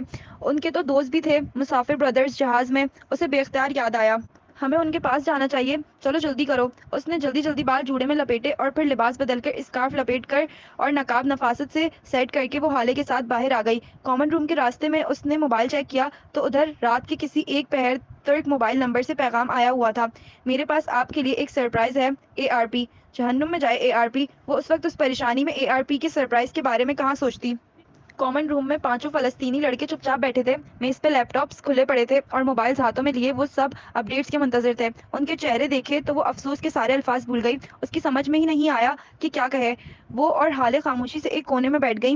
I am sorry Mohtasim. उसके कहने पे मोहतसिम ने नजर उठाकर उसे देखा, हल्की सी फीकी मुस्कुराहट के साथ सर को जंबिश दी और दोबारा अपने जूतों को देखने लगा। वो उसकी तकलीफ महसूस कर सकती थी, बल्कि नहीं, वो कैसे महसूस कर सकती थी सिवाय उसके कि वो खुद उनको उनकी जगह पे रखे। वो तसव्वुर करे कि उसने लम्हे भर को आंखें मीच कर सोचा, अगर खुदा न खास्ता इस्लामाबाद में जंग जारी हो, पूरा शहर अपने घरों में महसूर हो, उसके घर वाले बीमार और जख्मी हो, और फिर वो उधर तुर्की से एक फ्लोटीला पे इन्हें दवाइयाँ और खुराक भेजे, मगर वो फ्लोटीला कराची के साहिल पे रोक लिया जाए, उसमें सवार कुछ लोगों को मार दिया जाए और उसके घर वाले तड़पते रहें। हाँ, उसने तकलीफ से आंखें खोली। अब वो महसूस कर सकती थी, जब तक अपने मुल्क और अपने घर पे बात ना आ जाए किसी दूसरे का दर्द महसूस नहीं होता। कॉमन रूम का दरवाजा खोलकर टॉली अंदर दाखिल हुई। हया और हाले ने एक नज़र उसे देखा और फिर एक दूसरे को। टॉली चलती हुई सामने आई। वो लड़कों को देख रही थी, मगर उनमें से किसी ने उसकी तरफ नहीं देखा। मुतसिम, क्या हम बात कर सकते हैं? मुतसिम अपने जूतों को देख रहा। उसने जैसे सुना ही नहीं। हुसैन। वो हुसैन के करीब आई, सोफे पे बैठी। उसका बैठना गोया कि किसी करंट का झटका था। हुसैन तेजी से उठा, साथ ही चारों लड़के उठे और वो सब इकट्ठे बाहर निकल गए। टॉली लब काटते हुए उन्हें जाते देखती रही। वो नहीं जानती थी कि वो दिन उसकी और फलस्तीनियों की मिसाली दोस्ती का आखिरी दिन था। उनके निकलते ही दूसरी तरफ से लतीफ़ कमरे में दाखिल हुआ। आहट पे टॉली ने और उन दोनों ने गर्दन मोड़कर देखा। लतीफ़ ने जीन्स पे सफ़ेद टी शर्ट पहन रखी थी, जिस पे काले मार्कर से नुमाया करके लिखा था, shame on you Israel. Tolly ने वो तहरीर पढ़ी। उसके चेहरे का रंग बदल गया। हाले ज़ेरे लब मुस्कुराई और हया को देखा। वो भी जवाबन मुस्कुराई। टॉली, ट्रस्ट मी, ये सिर्फ लतीफ़ हाथ उठाकर बहुत धीमे अंदाज में अब टॉली को समझा रहा था कि उसकी ये तहरीर सिर्फ इसराइली हुकूमत और इसराइली फ़ौज के लिए थी। उसे टॉली से कोई मसला नहीं था और ना ही वो उससे नाराज़ था। टॉली फीकी मुस्कुराहट के साथ सर हिलाते हुए समझने वाले अंदाज में सुनती रही। लतीफ़ कैथोलिक था, डिच था, वही सब कह सकता था, मगर फ़लस्तीनियों की बात और थी। जो उन्होंने किया हाले और हया को बिल्कुल दुरुस्त लगा था। वो मातम का दिन था, वो कि यूनिवर्सिटी में सारे काम मामूल के मुताबिक हो रहे थे, मगर दरो दीवार पे छाया सोग और अजियत दिल को काटती थी। समझ में नहीं आता था कि क्या करें, किससे इंसाफ मांगे। हिटलर कहता था, मैं चाहता तो तमाम यहूदियों को मार देता, मगर मैंने बहुत सौ को छोड़ दिया ताकि दुनिया जान सके कि मैंने उनके भाई बंदों को क्यों मारा था। वो उन जैसी दूसरी बहुत सी कहावतें स्टूडेंट्स अपनी अपनी शर्ट्स पे लिखकर पहने घूम रहे थे। वो और हाले भी सारा दिन सन्नाटे में डूबी राहदारियों में बेमकसद चलती रही थी। पाकिस्तान में अपने लाउंज में बैठे रिमोट पकड़े टीवी पे फ्रीडम फ्लोटिला की खबर देखना और अफसोस करके चैनल बदल देना और बात थी, मगर तुर्की में रहकर उस सारी अजियत और तकलीफ का हिस्सा बनना दूसरी बात थी। वो एंकर पर्सन तलत हुसैन का शो कभी भी नहीं देखती थी, मगर ये बात कि वो भी उन सैकड़ों लोगों के साथ कैद थे बहुत दिल दिखाने वाला था। ये 6 जहाज थे, 3 कार्गो और 3 मुसाफिर ब्रदर्स। ये सब मुख्तलिफ जगहों से आकर मरमरा में एक मकाम पे इकट्ठा हुए थे। वहां से ये पूरा फ्लोटीला गजा की जानिब गामजन हुआ था ताकि गजा के महसूरीन को इमदाद पहुंचा सके। जब फ्लोटीला गजा के करीब पहुंचा तो इसराइली फौज ने जहाज़ों पर हमला कर दिया। कितने ही लोग शहीद कर दिए गए और बाकी सब कैद। दोपहर में वो और हाले बाहर सबांजी के कैफे के फवारे के साथ कुर्सियों पर बैठी चार्ट्स और प्ले कार्ड्स बना रही थी। उन्होंने सुना था कि पूरा इस्तांबुल सड़कों पर निकल आया है, सो उनका इरादा भी आज जाकर उस एहतजाज में शामिल होने का था। मई के आखिर की धूप फवारे की पानी से उबल रही थी। वो कोनिया मेज पे टिकाए सर झुकाए पोस्टर्स में रंग कर रही थी। स्कार्फ के एक पल्लू से नफासत से किया गया नकाब उसके चेहरे का हिस्सा बन गया था। सिर्फ बड़ी बड़ी से आंखें नजर आती जो पहले से ज्यादा संजीदा हो गई थी। इंसान एक ही दरिया में 2 मरतबा नहीं उतर सकता। वो भी अब वो पहले वाली हया सुलेमान नहीं रही थी जो 4 माह कबल तुर्की आई थी। वो आहिस्ता आहिस्ता नामहसूस तरीके से बदलती जा रही थी। एक सानिया को उसका जहन सुबह आए पैगाम की जाने भटक गया। कौन सा सरप्राइज, कैसे सरप्राइज? खैर, अब्दुलरहमान की हर बात ही सरप्राइज होती है। अब तो उसने हैरान होना भी तर्क कर दिया था। प्ले कार्ड्स और पोस्टर लपेट कर जब वो कॉमन रूम में आई तो सैंड्रा और चेरी और सारा किताबें गोद में रखी टीवी देख रही थी। हाले मेज पे रखे अपने बैग में कुछ चीजें डाल रही थी और फलस्तीनी लड़के भी अफरा तफरी के आलम में आ जा रहे थे। सबको एहतजाज के लिए इस्तांबुल जाना था। क्या तुम लोग आओगे सारा? उसने टीवी में मगन तीनों लड़कियों को मुखातिब किया। नहीं, सारा ने स्क्रीन पर निगाहें जमाए बेनियाजी से शाने उचकाए। चेरी और सैंड्रा ने तो उसे देखा तक नहीं। वो उसी तरह खड़ी टकर टकर उनके चेहरे देखी गई। हाले और फलस्तीनियों के साथ सामान पैक करवाने और एहतजाजी टी शर्ट्स पहनकर उस कारवां में शामिल होने के लिए बहुत से तुर्क स्टूडेंट्स भी आ गए थे। ये वो लड़कियां थी जो गर्मी सर्दी हर मौसम में मिनी स्कर्ट्स में मलबूस होती थी। वो लड़के जिनका दीन मजहब से कोई दूर दूर का वास्ता भी ना था, कानों में बाली और काबिल एतराज तस्वीर वाली टी शर्ट्स और जीन्स पहने वो लड़के अब सब एक हो गए थे। मगर वो लड़कियां चेरी, सारा, सैंड्रा ٹالی وہ جن کے ساتھ حیا اور ڈی جے رات گھنٹوں باتیں کرتی تھی، جو ساتھ کھاتی پیتی سوتی جاگتی ہنستی بولتی تھی، اب وہی لڑکیاں اجنبی سی بیٹھی تھی۔ یہ لوگ کیوں نہیں چل رہے؟ سب واضح تھا، پھر بھی اس نے الجھن بھرے انداز میں ہالے سے دھیرے سے پوچھا۔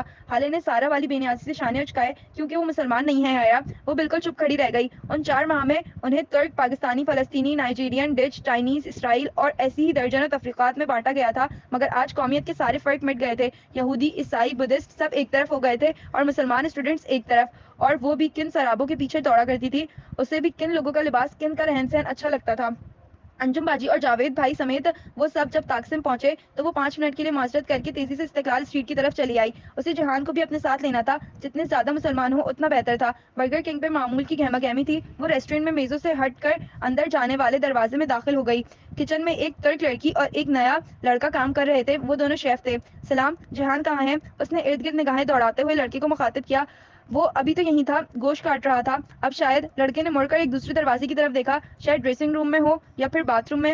اسی پل ڈریسنگ روم کا دروازہ کھلا۔ حیا نے بے اختیار گردن موڑ کر دیکھا، جہان اندر داخل ہو رہا تھا، یوں کہ سر جھکائے وہ آنکھوں کو انگلیوں سے رگڑ رہا تھا۔ جہان، اس نے پکارا تو جہان نے چونک کر گردن اٹھائی۔ اس کی آنکھیں بھیگی اور سرخ سی ہو رہی تھیں۔ وہ بمشکل مسکرایا اور سلیب کی طرف آیا۔ السلام علیکم، تم کب آئیں؟ وہ اس سے نظریں ملائے بغیر گردن جھکا کر ٹرے سے گوشت کے ٹکڑے اٹھانے لگا۔ ابھی تم ٹھیک ہو؟ وہ بغور اس کا چہرہ دیکھ رہی تھی۔ ہاں، بس پیاز کاٹنے سے آنکھوں میں تھوڑی جلن ہو رہی تھی تو ابھی منہ دھونے گیا تھا۔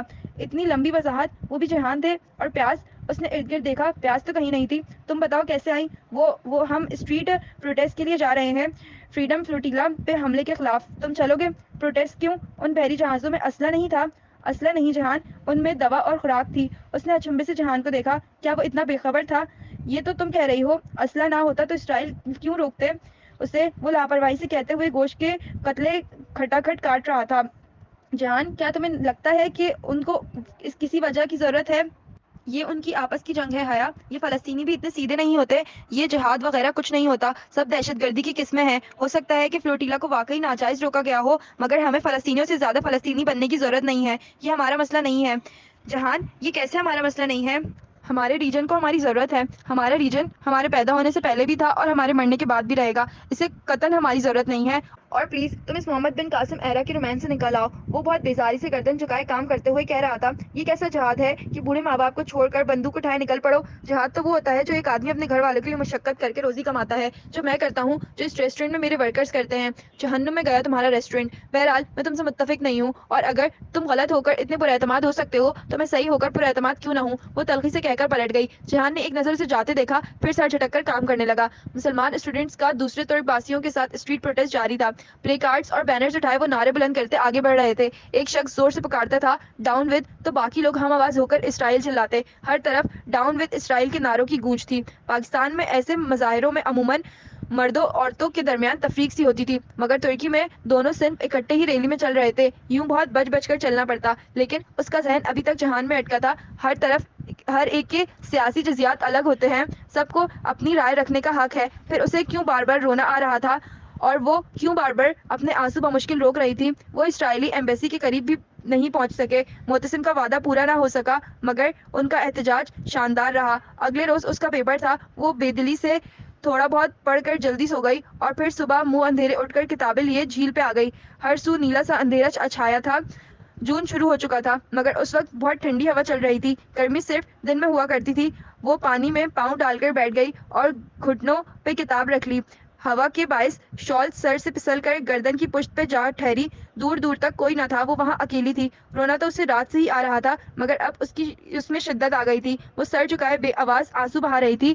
گھر، ابا، اماں، روہیل، سب بہت یاد آ رہے تھے۔ دفعتاً اس کا فون بجا، اس نے گھاس پہ رکھا فون اٹھایا۔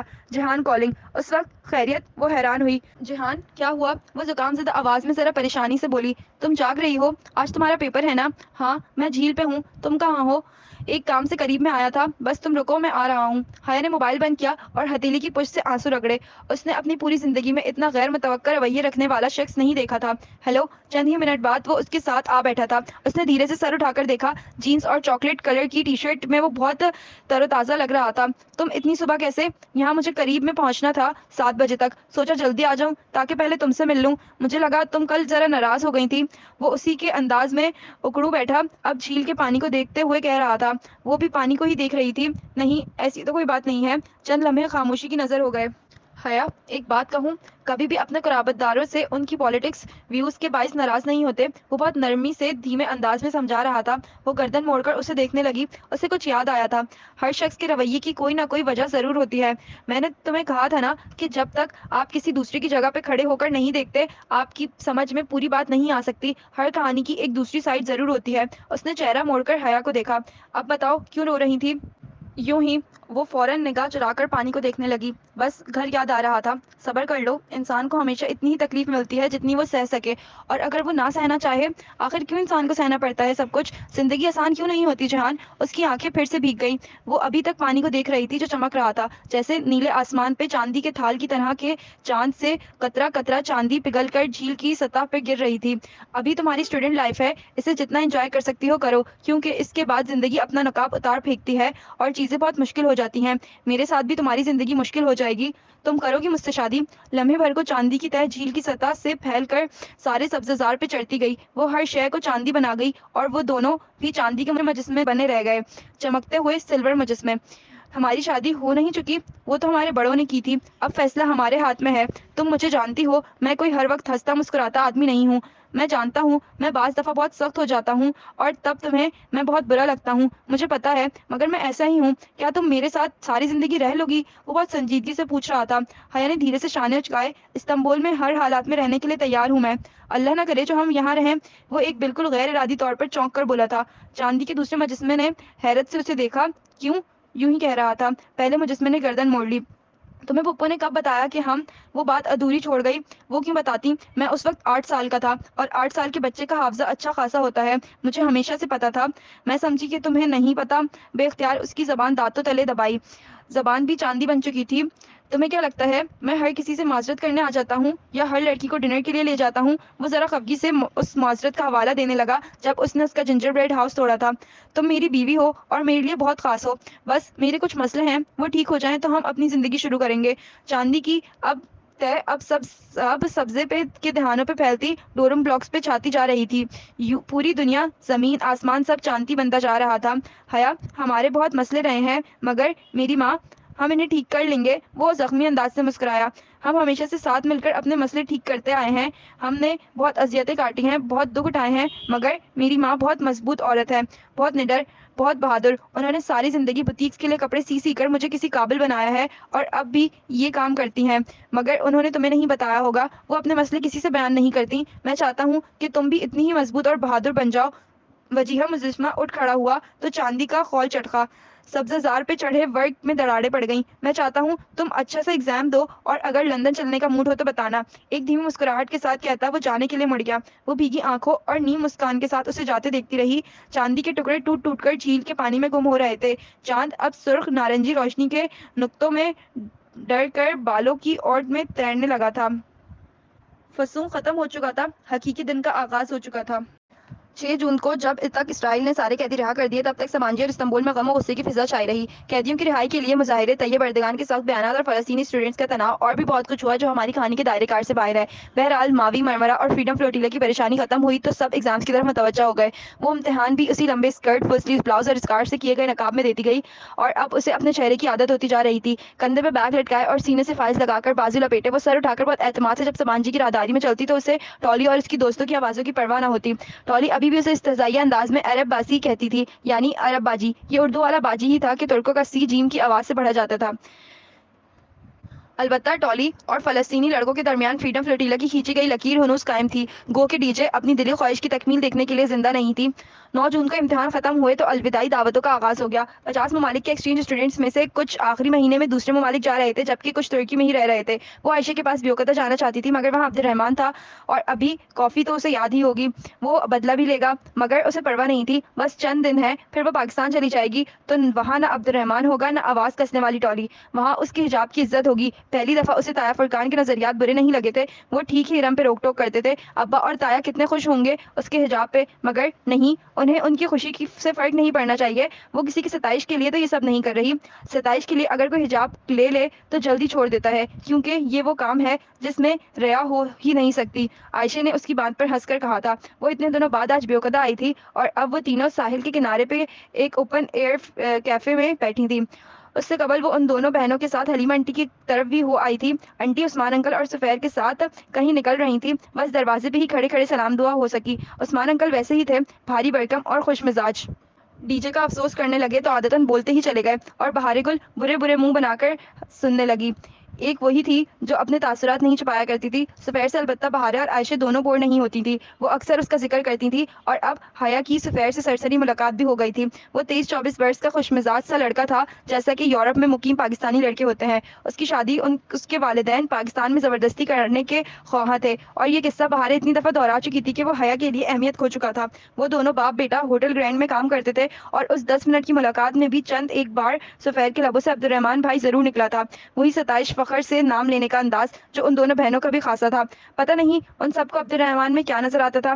جانے سے قبل اس نے ایک دفعہ سوچا کہ عثمان شبیر سے پوچھ لے کہ جہاز میں انہوں نے اگلی نشست پہ بیٹھی ترک عورت کو کیا کہا تھا کہ وہ خفگی سے واپس مڑ گئی تھی، مگر پھر اس نے جانے دیا، بعض باتیں ادھوری ہی رہیں تو بہتر ہوتا ہے۔ وہ ریاکاری کی ایک پہچان ہوتی ہے حیا، عائشہ کہہ رہی تھی۔ بعض دفعہ بندے کو خود ہی معلوم نہیں ہوتا کہ وہ دکھاوا کر رہا ہے، مگر ایسے کام کی پہچان یہ ہوتی ہے کہ اللہ اس پہ کبھی ثابت قدمی عطا نہیں کرتا۔ ساحل کے کناروں پر سیاحوں کا خاصا رش تھا، بیوقدر استنبول والوں کا مری تھا۔ موسم گرما شروع ہوتے ہی سیاحوں کا رش لگ جاتا تھا، پورے سرمئی پروں والے سمندری بگلے بھی ساحل کی پٹی کے ساتھ ساتھ اڑ رہے تھے۔ بہارے کے ہاتھ میں روٹی تھی اور وہ اس کے ٹکڑے ٹکڑے کر کے بگلوں کی طرف اچھال رہی تھی۔ ایک ٹکڑا بھی زمین پر نہ گرتا، بگلے فضا میں ہی اسے چونچ میں دبا لیتے۔ ثابت قدمی واقعی مشکل ہوتی ہے عائشہ۔ میری ساتھی اسٹوڈنٹ اکثر مجھ پہ آواز کس کر پوچھتی تھیں کہ میں نے اس بڑے سے اسکارف کے اندر کیا چھپا رکھا ہے۔ تم آگے سے کہا کرو خودکش بم چھپا رکھا ہے، بہارے نے اس کی طرف گردن جھکا کر رازداری سے کہا تھا، مگر اس کی بہن نے سن لیا۔ بری بات بہارے، عائشہ نے غفگی سے اسے دیکھا۔ جب اچھی لڑکیاں کوئی فضول بات سنتی ہیں تو اسے بہت باوقار طریقے سے نظر انداز کرتی ہیں۔ بہارے نے اتنی ہی غفگی سے سر جھٹکا اور روٹی کے ٹکڑے توڑنے لگی۔ خیر ہے بہارے، بس جولائی میں واپس چلی جاؤں گی، اور وہاں نہ ترک حکومت کی سختی ہوگی نہ اسرائیلی تانے، میں ادھر پوری آزادی کے ساتھ حجاب لے سکوں گی۔ ضرور، مگر خندق کی جنگ میں ایک بنو قریظہ مل ہی جاتا ہے حیا۔ مطلب؟ اس نے ناسمجھی سے ابرو اٹھائی۔ جواباً عائشہ اپنے خاص انداز میں مسکرائی، جیسے اس کے پاس دکھانے کے لیے کوئی خاص جواہر ہو۔ تم نے کبھی سوچا ہے حیا کہ آیت حجاب سورہ احزاب میں ہی کیوں آئی ہے؟ اس نے جواب دینے کے بجائے ایک نیا سوال کیا۔ اس نے ذہن پر زور دیا اور پھر نفی میں سر ہلا دیا۔ شاید اس لیے کہ یہ حکم غزوہ احزاب کے قریب ہی اترا تھا۔ یہ تو سب کو نظر آتا ہے حیا، میں تمہیں وہ سمجھاؤں جو سب کو نظر نہیں آتا؟ یقین کرو یہ گتھی تمہارے پزل باکس کی پہیلیوں سے زیادہ دلچسپ ثابت ہوگی۔ حیا لاشعوری طور پر کرسی پہ ذرا آگے ہوئی، بہارے برے برے منہ بناتی روٹی کے ٹکڑے اچھال رہی تھی۔ وہ بول نہیں سکتی تھی کہ عائشہ سن لیتی، اور سب کے سامنے وہ ہمیشہ عائشہ کی وفادار رہتی تھی، لیکن اس نے ایک قدیم لوک کہانی میں پڑھا تھا کہ مرمرہ کے بگلے ان کہی باتیں بھی سن لیتے ہیں، سو اس نے دل ہی دل میں ان پڑپڑاتے بگلوں کو مخاطب کیا تھا۔ عبد الرحمان ٹھیک کہتا ہے، میری بہن کو لیکچر دینے کے علاوہ کچھ نہیں آتا۔ کیا تم نے سنا میں نے کیا کہا؟ اللہ چاہتا تو کسی اور سورہ میں یہ حکم نازل کر دیتا، یا اس سورہ احزاب کا نام کچھ اور رکھ دیتا، مگر یہی نام کیوں؟ ایک چھوٹے بگلے نے فضا میں ہی بہارے کا پھیکا ٹکڑا اچکا اور پھر اوپر پھڑپڑاتے ہوئے اڑ گیا۔ بہارے نے گردن اٹھا کر اسے اڑتے دیکھا۔ کیا اس نے سنا تھا جو وہ اس سے کہہ رہی تھی؟ تمہیں پتہ ہے احزاب کہتے ہیں گروہوں کو، اور غزوہ احزاب دراصل غزوہ خندق کا دوسرا نام ہے۔ مجھے معلوم ہے کہ یہ سارا واقعہ تم جانتی ہو کہ کس طرح مسلمانوں نے خندق کھودی، مگر پھر بھی میں تمہیں یہ دوبارہ سنانا چاہتی ہوں۔ میری بہن حیا کو بور کر رہی ہے، اگر عبد الرحمان ادھر ہوتا تو یہی کہتا۔ کیا تم نے اب سنا؟ مگر بگلے بس روٹی چونچوں میں دبا کر اڑ جاتے۔ تمہیں پتہ ہے مدینے میں یہود کے ساتھ مومنین کا معاہدہ تھا کہ اگر مدینے پر حملہ ہوا تو وہ مل کر دفاع کریں گے، مگر یہود تو پھر یہود ہوتے ہیں۔ بنو قریظہ یہود کے گروہوں نے اہل مکہ سمیت کئی گروہوں کو جا جا کر اکسایا کہ مدینے پہ حملہ کر دیں، اور وہ ان کے ساتھ ہیں۔ یوں جب سارے گروہوں نے لشکر کی صورت میں مدینے کے باہر پڑاؤ ڈال دیا تو بنو قریظہ آپ کا اعتماد توڑ کر گروہوں کے ساتھ جا ملا۔ عائشہ سانس لینے کو رکی، بہارے بگلوں کو بھول کر روٹی توڑنا چھوڑ کر عائشہ کو دیکھ رہی تھی۔ تب مسلمانوں نے اپنے دشمن کے گروہوں کے درمیان ایک بہت لمبی بہت گہری خندق کھود دی تھی۔ سردی اور بھوک کی تکلیف واحد تکلیف نہیں تھی، اصل اذیت کسی حلیف کے دھوکہ دینے کی ہوتی ہے۔ باہر والے تو دشمن ہوتے ہیں، مگر جب کوئی اپنا بیچ جنگ میں چھوڑ کر چلا جائے وہ بہت تکلیف دہ ہوتا ہے۔ اسی لیے جب یہ گروہ محاصرے سے تنگ آ کر ایک عرصے بعد واپس چلے گئے اور بنو قریظہ خوف کے مارے اپنے قلعوں میں چھپ گئے تو ان کو سزا یہ ملی کہ بنو قریظہ کے ایک ایک مرد کو چن چن کر مارا گیا، کہ یہ اللہ کا حکم تھا۔ جانتی ہو میں نے تمہیں اتنی لمبی کہانی کیوں سنائی؟ کیوں؟ حیا کے بجائے بہارے کے لبوں سے پھسلا۔ وہ اب ساری خفگی بھلائے عائشہ کی طرف پوری گھومی بیٹھی تھی۔ کیونکہ حجاب پہننا جنگ خندق کو دعوت دینا ہے۔ ग्रोहों की जंग में हिजाबी लड़की को दिल पे पत्थर बांधकर अपने गिर्द खंदक खोदनी पड़ती है, इतनी गहरी कि कोई पाटने की जुर्रत ना कर सके, और फिर उसे उस खंदक के पार महसूर रहना पड़ता है। इस जंग में असल दुश्मन अहले मक्का नहीं होते, बल्कि असल तकलीफ बनु करीजा से मिलती है। यह जंग होती ही बनु करीजा से है, और खंदक की जंग कभी भी बनु करीजा के बगैर वजूद में नहीं आती। आयशा खामोश हुई तो कोई सहर टूटा। हया ने समझकर सर हिलाया, कुरान की पहेली ज्यादा दिलचस्प होती है। तुम सही कह रही हो, मगर शुक्र है मेरी फैमिली हिजाब की बहुत बड़ी हामी है। मेरा उनसे सारी जिंदगी नुक्ता इख्तिलाफ ही यही रहा है। हो सकता है तुम्हारी जंग में कोई बनु करीजा ना हो, अल्लाह करे ऐसा ही हो। आयशा ने मुस्कुराकर दुआ दी थी, मगर आयशे बहारे कुछ कहते कहते उलझ कर रुक गई। उन दोनों ने सवालिया निगाहों से उसे देखा। वो कदरे मुबहम से तासुरात के साथ सोच रही थी।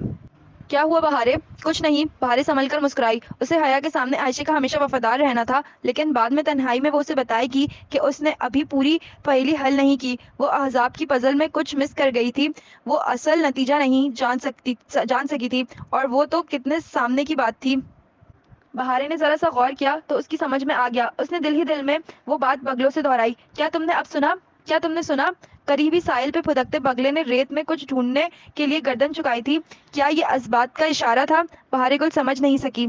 इम्तिहानात का मौसम खत्म हुआ तो अलविदाई दावतों का सिलसिला शुरू हो गया। स्टूडेंट ने अब आखिरी महीने की सयाहत के लिए रवाना होना था, तो सबांजी में एक दफा फिर से वही माहौल छा गया जो स्प्रिंग ब्रेक से पहले छाया था। रवानगी की तैयारियां, पैकिंग, आखिरी शॉपिंग, नक्शे, गाइड बुक्स, सिर्फ वही थी जिसने अभी कोई हतमी फैसला नहीं किया था। उस रात उनके डोरम में पोटलक डिनर था। सब एक्सचेंज स्टूडेंट अपने ममालिक की डिशेस तैयार करके ला रहे थे। देसी खानों में बिरयानी के अलावा उसे सिर्फ चिकन कढ़ाई बनानी आती थी, सो अंजुम बाजी के अपार्टमेंट पे उनके साथ मिलकर उसने वही बनाई। नमक मिर्च अलबत्ता जरा तेज हो गया था। चलो खैर है, कम बनी है तो कम ही खाएंगे सब। अंजुम बाजी ने उसे तसल्ली दी। अभी वो दोनों उनके कमरे में बड़े आईने के सामने खड़ी तैयार हो रही थी। हया अपना स्याह स्कार्फ थोड़ी तले पिन अप कर रही थी, जबकि अंजुम बाजी आई शेडो लगा रही थी। उन्होंने सिल्क का नॉर्मल सा जोड़ा पहन रखा था। जोड़ा अच्छा था, मगर कमीज काफी छोटी और शलवार खुली थी। या तो अंजुम बाजी जरा आउटडेटेड थी, या इंडिया में अभी तक पटियाला शलवार और छोटी कमीज का फैशन चल रहा था। उसने सोचा, मगर कहा नहीं। तुम आज तो नकाब मत करो, आज तो पार्टी है। उसे नकाब अड़सते देखकर अंजुम बाजी जरा बेचैनी से बोली थी। वो जरा चौंकी, फिर धीरे से मुस्कुराई। पार्टी तो है अंजुम बाजी, मगर लोग तो वही है ना जिनसे सारा दिन नकाब करती हूँ। अब उतारा तो कितना बुरा लगेगा। उसने बेहद रसा से समझाया तो उन्होंने सर हिला दिया। हाँ ये तो है, अपने देसी लोग कितने अच्छे होते हैं ना, हिजाब पे आपको ऐसे अजियत नहीं देते जैसे टॉली जैसे लोग देते हैं। शुक्र है अंजुम बाजी ने दोबारा एतराज नहीं किया, करना भी नहीं चाहिए। वो भी तो उनके पुराने फैशन पे कुछ नहीं बोली थी। उसने पेशानी से स्कार्फ ठीक करते हुए सोचा था। आज उसने स्याह सिल्क ब्लाउज और स्कर्ट के साथ स्याह स्कार्फ लिया था। पूरा लिबास स्याह था, बस आस्तीनों पे कलाइयों की गिट सफेद मोतियों की दोहरी लड़ी लगी थी जो मध्यम सी चमकती थी। डोरम ब्लॉक के कॉमन रूम में रोशनियों का समा था। कुर्सियों के फूल वैसे ही बने थे जैसे हुसैन की सालगिरह के दिन बनाए गए थे। उसका जिंजर ब्रेड हाउस और डीजे। यूरोपियन लड़कियां बहुत दिल से तैयार हुई थी। शोल्डर्स लेस मलबूसात जो घुटनों पर से ऊपर आते थे, जैसे वो कोई हिमविड नाइट हो। ऐसे में वो सबसे अलग थलग एक कोने में खामोशी सी बैठी थी। फलस्तीनी लड़के और हाले अपने अपने कामों में मसरूफ थे, सो वो नहीं आ सके थे। वो खुद को बहुत तन्हा महसूस कर रही थी। दिल में अजीब सी वीरानी छाई थी, जैसे वो किसी गलत जगह पे आ गई हो। अगर वो पहले वाली हया होती तो ऐसे तैयार होती कि कोई उसे नजरअंदाज न कर पाता। वो मौके की मुनासबत से साड़ी, ऊंचा जूड़ा और हाई हील्स पहनती, और उसने सर झटका। जमाने जाहिलियत की कशिश शकल आखिर मरती क्यों नहीं है? वो क्यों बार बार खींचती रहती है? हालांकि वो कदम वापस उस दौर में नहीं लौटना चाहती थी, तो वो उस पहाड़ी पे कदम ब कदम ऊपर चढ़ना चाहती थी। फिर अब वो क्यों नीचे देख रही है? नीचे तो खाई थी। खाना शुरू हो चुका था। स्टूडेंट्स हंसते मुस्कुराते बातें करते प्लेटें लिए इधर उधर घूम रहे थे। टॉली अपनी डिश उठाए ले आई थी। पता नहीं गोश्त और गाजर का क्या मलगूबा था जिसका वो एक बहुत मुश्किल सा इब्रानी नाम ले रही थी। उसने बहुत खुशदिली से हया के आगे डिश की तो हया ने शुक्रिया कहते हुए जरा सा प्लेट में डाला। टॉली मुस्कुराकर आगे बढ़ गई। हया ने तमाम सोचों को जहन से झटकते कांटे से गोश्त का टुकड़ा फंसाया, फिर एकदम ठहर सी गई। वो तो नकाब में बैठी थी, नकाब के साथ वो कैसे खा सकती थी? उसे क्यों भूल गया कि वो नकाब के साथ नहीं खा सकती? उसने बेबसी से इधर इर्द गिर्द देखा। कोई उसकी तरफ मुतवज्जा ना था, मगर वहाँ बहुत से लड़के थे। वो नकाब नहीं उतार सकती थी, कम से कम टॉली के इस मलगूबे के लिए तो नहीं। उसने बेदिली से कांटा प्लेट में गिरा दिया। दिल की वीरानी बढ़ गई थी। इतने सारे एक जैसे लोग में एक ही मुख्तलिफ सी लड़की पता नहीं कहाँ से आ गई थी। वो उन सब से बिल्कुल मिसफिट थी, अजनबी, एलियन, किसी और दुनिया से ताल्लुक रखने वाली। ये उसकी दुनिया नहीं थी। आगे पाकिस्तान में भी तो दावतें और तकरीबात होंगी, तो वो उधर भी मिसफिट लगेगी।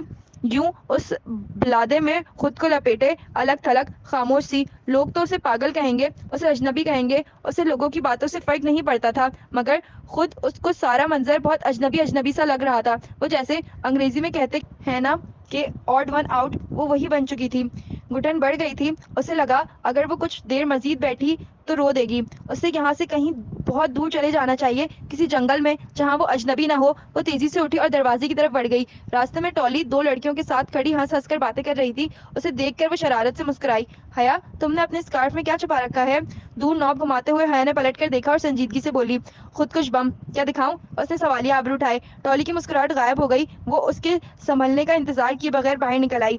अपने डोररूम में आकर उसने जोर से दरवाजा बंद किया और फिर दरवाजे से कमर टिकाए आंखें बंद किए तेज तेज सांस लेने लगी। चंद सानिये बाद उसने आंखें खोली। कमरा खाली था। चारों टेबल स्टोरी बैंक्स नफासत से बने पड़े थे। वो उसी तरह दरवाजे से लगी जमीन पर बैठती गई, स्कार्फ की पिन नोच कर उतारी और उसे अपनी मेज की तरफ उछाला। वो कुर्सी पे जा गिरा। एक पल्लू टिकता हुआ जमीन को छूने लगा और उसे उठाने के लिए नहीं उठी। वो बस नम आंखों से उसे देखी गई। वो तो कभी महफिलों की जान होती थी, इतनी सहर अंगेज कि कोई उसे नजरअंदाज नहीं कर सकता था। फिर अब वो कैसे एकदम से अजनबी बन गई थी। विप की आवाज के साथ पॉकेट में रखा फोन बजा। उसने फोन निकालकर डुबडुबाई आंखों से देखा। मेजर अहमद का मैसेज आया था। कैसी हैं आप? बस 3 अल्फाज। शायद उसके दिल ने उसे बताया था कि वो बहुत टूटी हुई बिखरी हुई सी है। उस वक्त ये कोई जीपीएस ट्रैकिंग नहीं थी, वो वजदान का ताल्लुक था, ख्याल का रिश्ता। वो जवाबन टाइप करने लगी, मुझे जन्नत के इन पत्तों ने दुनिया वालों के लिए अजनबी बना दिया है मेजर अहमद। पैगाम चला गया। आंसू उसी तरह उसके चेहरे पे लुढ़कते रहे। उसे पुरानी जिंदगी याद नहीं आ रही थी, उसे नई जिंदगी मुश्किल लग रही थी। ahzab की जंग की यह खंदक तो बहुत गहरी थी, बहुत तारीख थी। उसमें तो दम घुटता था। वो कैसे इस पे कायम रह पाएगी? अहमद का जवाब आया तो स्क्रीन जगमगा उठी। उसने पैगाम खोला। अल्लाह के रसूल सल्लल्लाहु अलैहि वसल्लम ने फरमाया, इस्लाम शुरू में अजनबी था, अनकरीब ये फिर अजनबी हो जाएगा, और सलाम हो उन अजनबियों पे। स्क्रीन पे टिप टिप उसके आंसू गिरने लगे। ओह अल्लाह! उसने बेख्तियार दोनों हाथों में सर गिरा लिया। वो क्यों नहीं समझ सकी कि यही अजनबीपन तो इस्लाम था। ऐसी ही तो होती हैं अच्छी लड़कियां, आम लड़कियों से अलग, मुनफरिद, मुख्तलिफ। वो दुनिया में गुम बेफिक्री से कह के लगाती, कपड़ों जूतों और ड्रामों में मगन लड़कियों जैसी तो नहीं होती। अजनबियत ही उनकी शनाख्त होती है। वो साहिल की कीचड़ पे चमकने वाला अलग सा मोती होती हैं, अजनबी मोती। वो धीरे से मुस्कुराई और हथेली की पुछ से आंसू रगड़े।